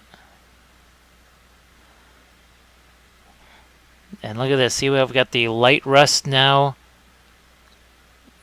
That's why I didn't make these raised surfaces too light, because if I highlight the heck out of those, well, this lighter rust color is not going to look lighter than those. Once again, we're just letting... You have to let this stuff sort of mix together on its own. We can manipulate it slightly, but only so much. You have to let the rust kind of do its thing.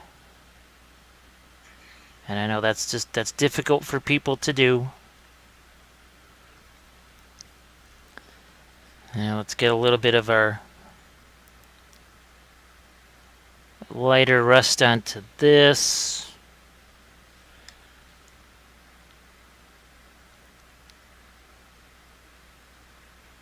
Kind of backtrack over to here a little bit.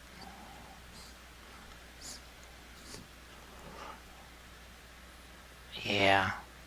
Some more here.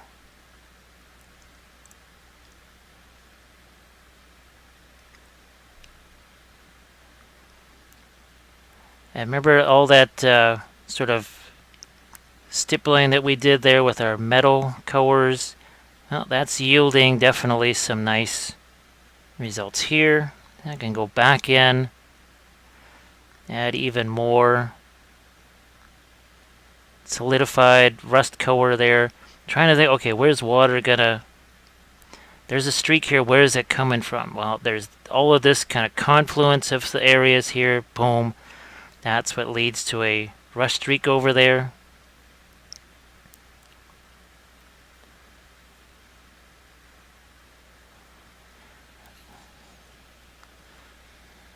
Okay, gonna go back into my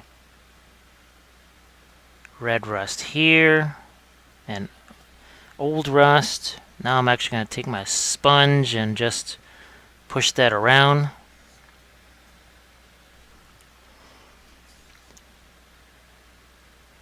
And because it's a little wet, if I do some kind of streaking like that, I'm gonna take this brush. This is again the kind of stuff that you can do with the oils, but we're doing it with acrylics. That's very handy when it's something that needs to dry quickly for whatever reason.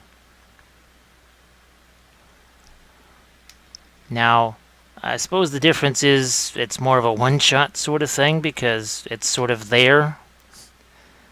Whereas the oils, you don't like it, well, you just wipe it off, especially if what's underneath it is all just dry acrylic paint. No big deal.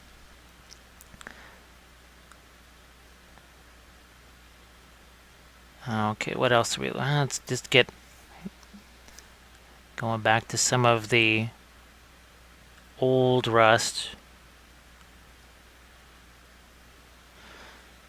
Now let's get the front of this here. Okay, certainly want to have a lot of it here. Because, yeah, we got these welds going. That's really going to be a source for some of our rust, at least I would say. I'll push it around with some water. Go into the red rust there.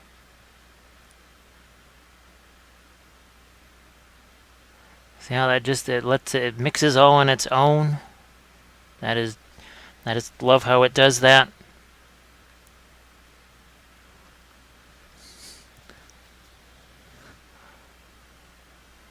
Get some more of that into here. The windshield, now let's manipulate it with a bigger brush here.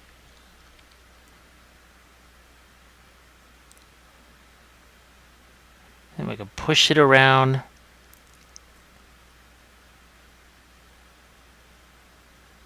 Do some of those bit of streaks there. Clean out the brush, maybe take some away. Once again, another reason why I was not concerned about this being super even with all the yellow applications of paint there. Because I knew it's that chest match, right? The weathering chest match.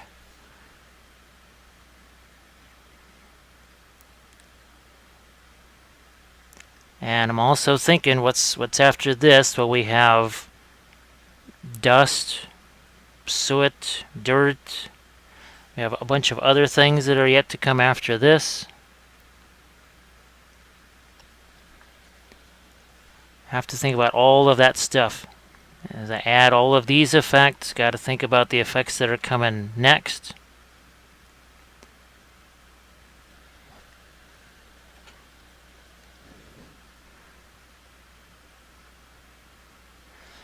And we're gonna really get some serious rust and things on this dozer thing, because it's so beat up and chopped up. Well, it's just more likely to rust. And if there's no paint on there, well, heck, that's one of the reasons why things get painted, is to help protect them from the weather.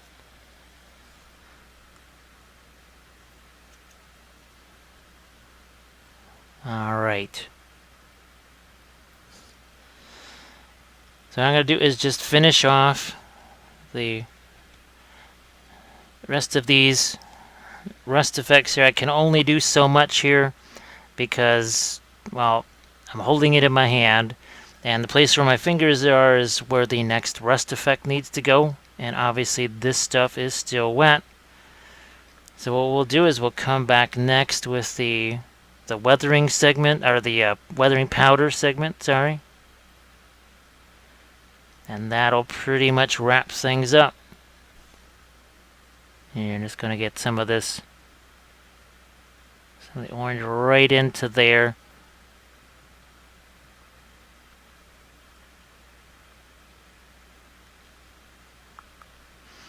Okay, so we'll be right back with some of the powders next.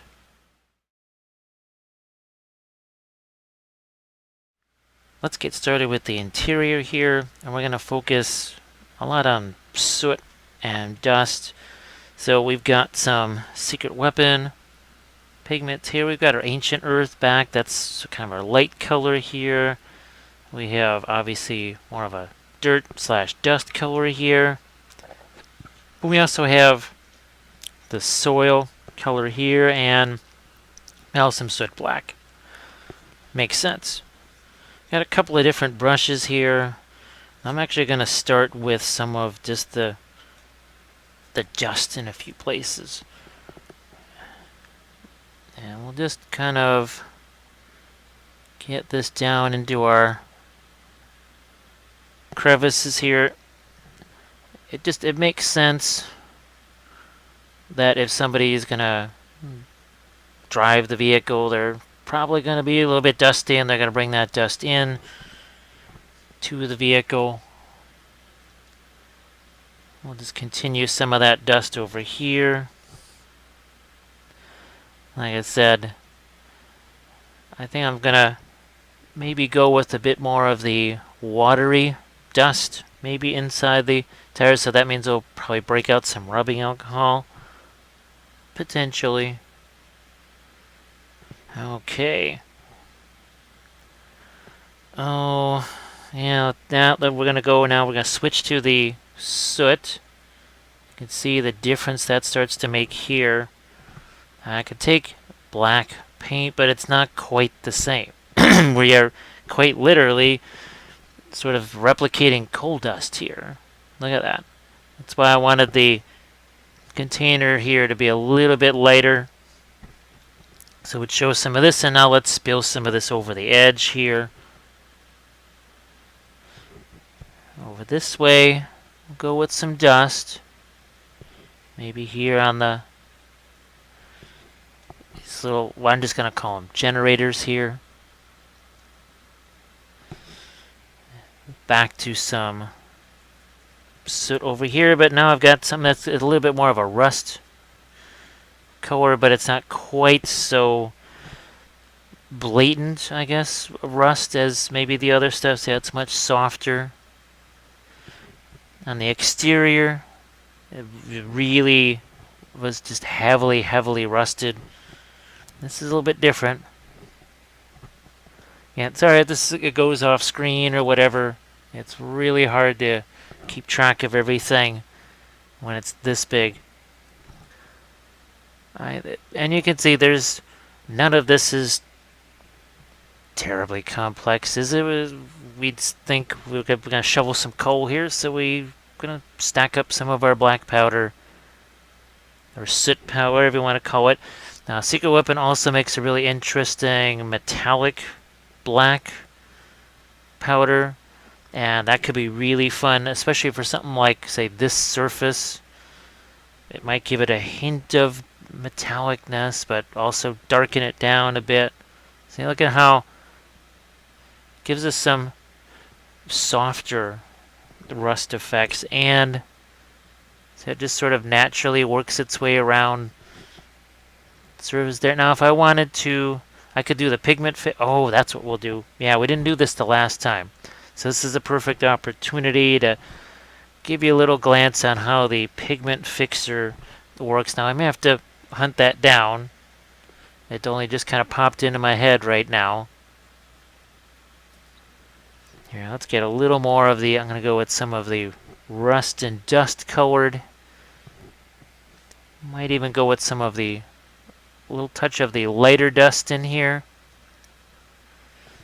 And I am not going to just sit there and go on this thing, because there's a lot of dust on here. What I am going to do is take my, where's my airbrush? Not the airbrush to blow it away. Well, I'll take my hair dryer, and I'll use in my airbrush spray booth, and that will contain some of the blast, because there's just going to be a lot of powder all over the place. Now here I think I'm going to also put some soot on here.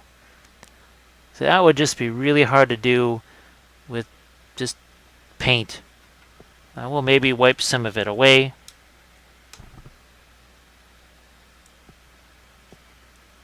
Here, let's get some more of that over here. So again, it looks like we've got some, just kind of looks like coal dust or scorching or something besides just, well, rust. Let's see if we can get a little more effects over here. Good enough. Some over here. Alright, that changes that pretty well. A little bit of dust over there. That takes care of that. So let me see if I can without knocking a whole bunch of things over. Locate some Pigment Fixer here. So just bear with me. It might take a little while to find. Ah, good. There's still some left in here. So Pigment Fixer. I'm gonna find myself a little container here to use with. Here we go. I'll make sure that's on the palette where you can see it. Wow, that's hard to open. There. I think you could hear that. Okay, now you've seen me use the rubbing alcohol. This is really different. Wherever this hits, it stays. This is permanent here. So that's something to keep in mind. And what we're going to do is go off to the side here. You may not be, well, here. You can see some of it here. So this turns it into a liquid. It's just like, looks exactly like the rubbing alcohol. There's a twist though. Is it that? Unless you hit it while it's still wet, it's permanent now. It's just there. It's not coming off. So I'm going to actually just kind of go straight Pigment Fixer here, but you can still manipulate this even with the Pigment Fixer. That's what's kind of fun about it. Always keep in mind that when this dries, it will be lighter. Gotta keep that in mind. Okay, I'm just kind of going along here. Now, what have we got on this side? This is a little different. Gonna do, I just almost said water, but there. There's that. Let's see, what else do we got? I'm actually gonna take some Pigment Fixer here, and this is another way that you could potentially secure powder. See what I'm doing here? There's a lot of capillary action to this stuff. See what all I'm doing is just setting the brush into it. I'm gonna grab some more of my coal dust here, and see how that just drops into that Pigment Fixers? That means that dust that I dropped in here, or I can just see, that's gonna stay there now. That's not gonna, you can't brush that away, can't blow that away. It's just gonna stay there. I'm going to now go to some dust over here on the tires. Doing that little bit of a mix. That's the green earth and the dark earth secret weapon. Swing this around. No real tires there. They don't have the treads or whatever. So you can see, now this is the other thing that's going to happen is you're going to get these brush strokes. See, I can manipulate that a little bit, but not quite the same as the rubbing alcohol. Because when it's there, it's just, I mean, that's it. It's there. Let's go to our exterior now.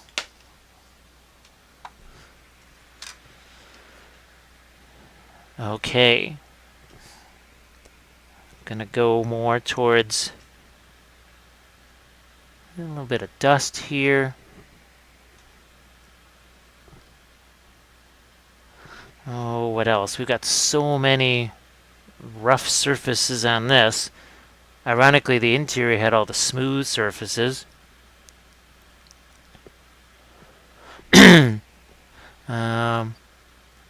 Yeah, let's go more dirt here. So I'm just gonna piling that right into right in there. Certainly we want some dust up here. Maybe make that a little lighter in some places.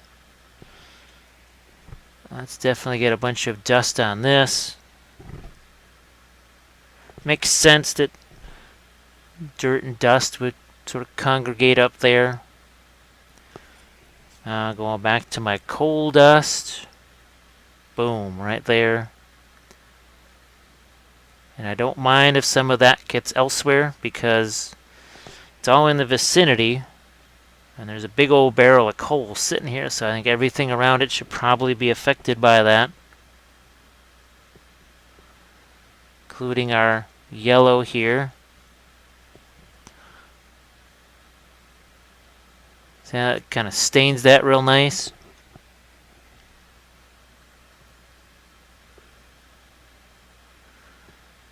Now these tires, we're going to go with something more like dust collecting in them. Over here. And over here. Let's get some dust over here too. Oh, and now I'm gonna go, got my soot color here, and we'll, now this thing, I gotta be a little bit careful of my fiery yellow orange stuff. So I'm gonna stick here along the bottom of this, along the base of that, and just say, okay, good enough.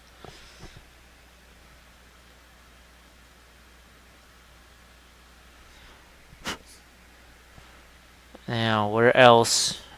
Let's get a little bit of our more of a rusty color in there. Now, I just did accidentally, I got a little bit of the liquid into the brush here. One of the hazards, once you start having a liquid work its way out there like that. Now, let's definitely do the back of this here.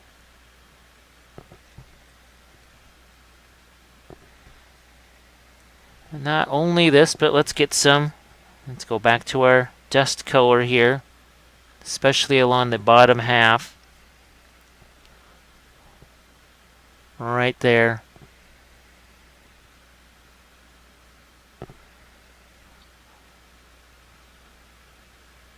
It's really, it's a lot of fun.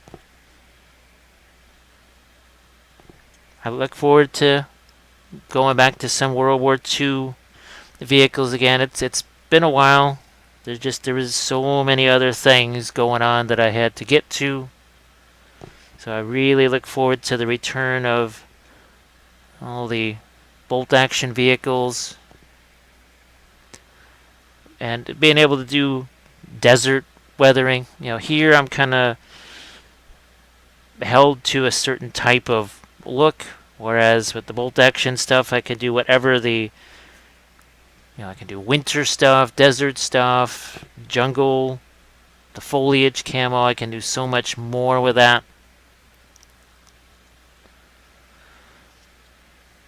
Now here, I'm going to see. I'm going to take some of this now. I'm going to see if I can't make more of a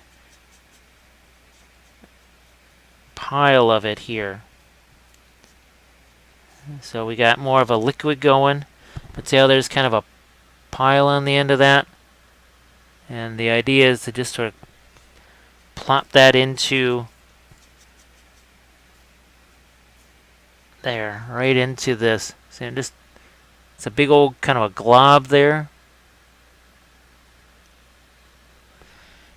Maybe even a touch of the more rusty color around the outside.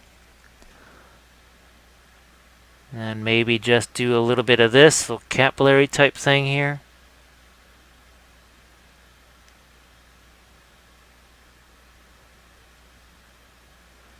Maybe some of that around here.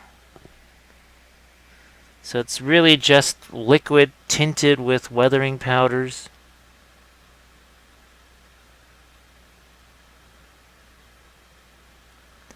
Who knows exactly what's going to happen here, but I do know that that stuff is now a little bit more permanent. It's not just dust.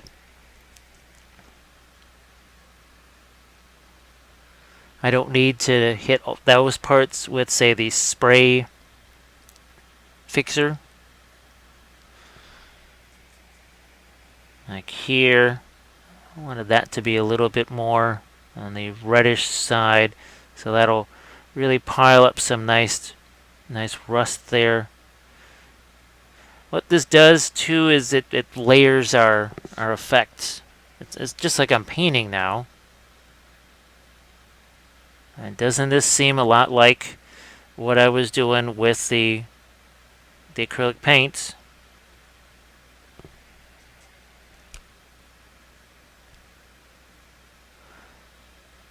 Except here, it's easier to get fooled because of how things are going to dry. Because they will dry differently, I'll tell you that.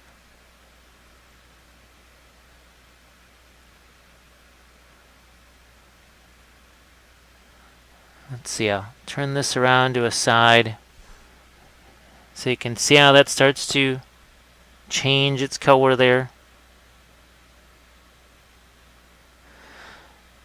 There's a lot of different options. It's not just one way of doing things or one material. I try to get people to think of more materials, more ways of doing stuff. So here I'm just kind of splotching on some of that using the Pigment Fixer, doing this in a very, almost using it like I use the water with the weathering paints, but now we're doing it with powders. Now we're going to take some of the lighter powder here, and I'm just going to let a little bit of capillary action work. We don't want to brush that on, because remember the brush strokes we saw? That can be something that happens as a result, so unless that's what you're looking for, in that case, yay for you. That's what you want.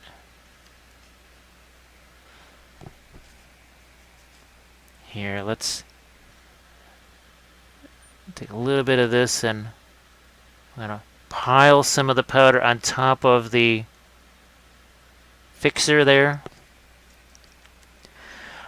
When I was using the fixer really heavily to do almost like a painting thing like this, I had several different containers of it, some that just was a bit cleaner.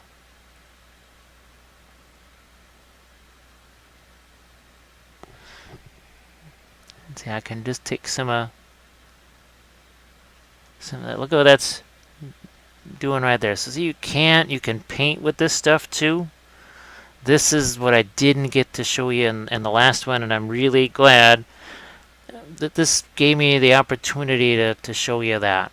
How to essentially almost paint with a fixer. Sounds weird. Look at that. Because I wanted to show you how similar it can be to essentially painting with the regular paints. There's some things you have to consider as you're working with these, that's all. Alright. Let's see, that's mostly just fixer. Then I can take a little bit of my rust and almost kind of dab that in there. Like we did with the paint.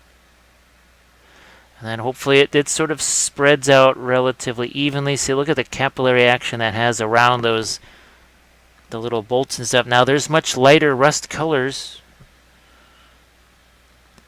Those, however, that's what we might do is just one of my World War II vehicles, and we'll maybe work with the powders and the Pigment Fixer with that.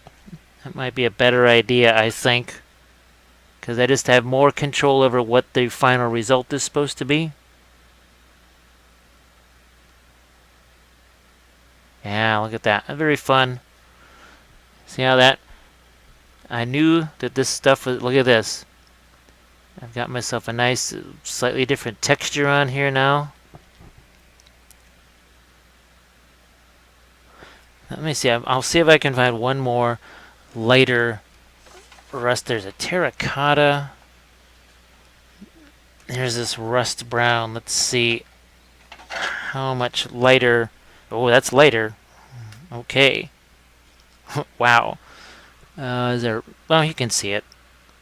I'm just gonna put a little bit of this out here. We don't need a ton of it. Oh my goodness! Wow. That should be interesting. But I just wanna play with this here. See what happens. I got a different brush. Gonna turn this into a liquid here. Let's throw a little bit of that into here.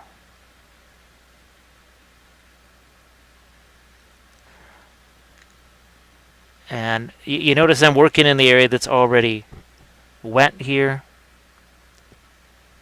It's the same principle as what we did with the paint. What else can we do here? Oh, let's play with that. Yeah, not painting it in so much as just letting it do its own thing. Let it do its own thing. Look at that right in there. Yeah, very nifty.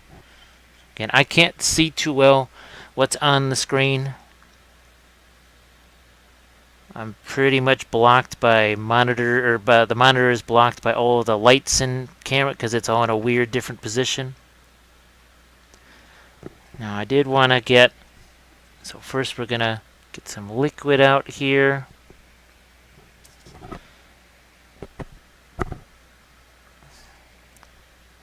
And I'll drop some of this into here.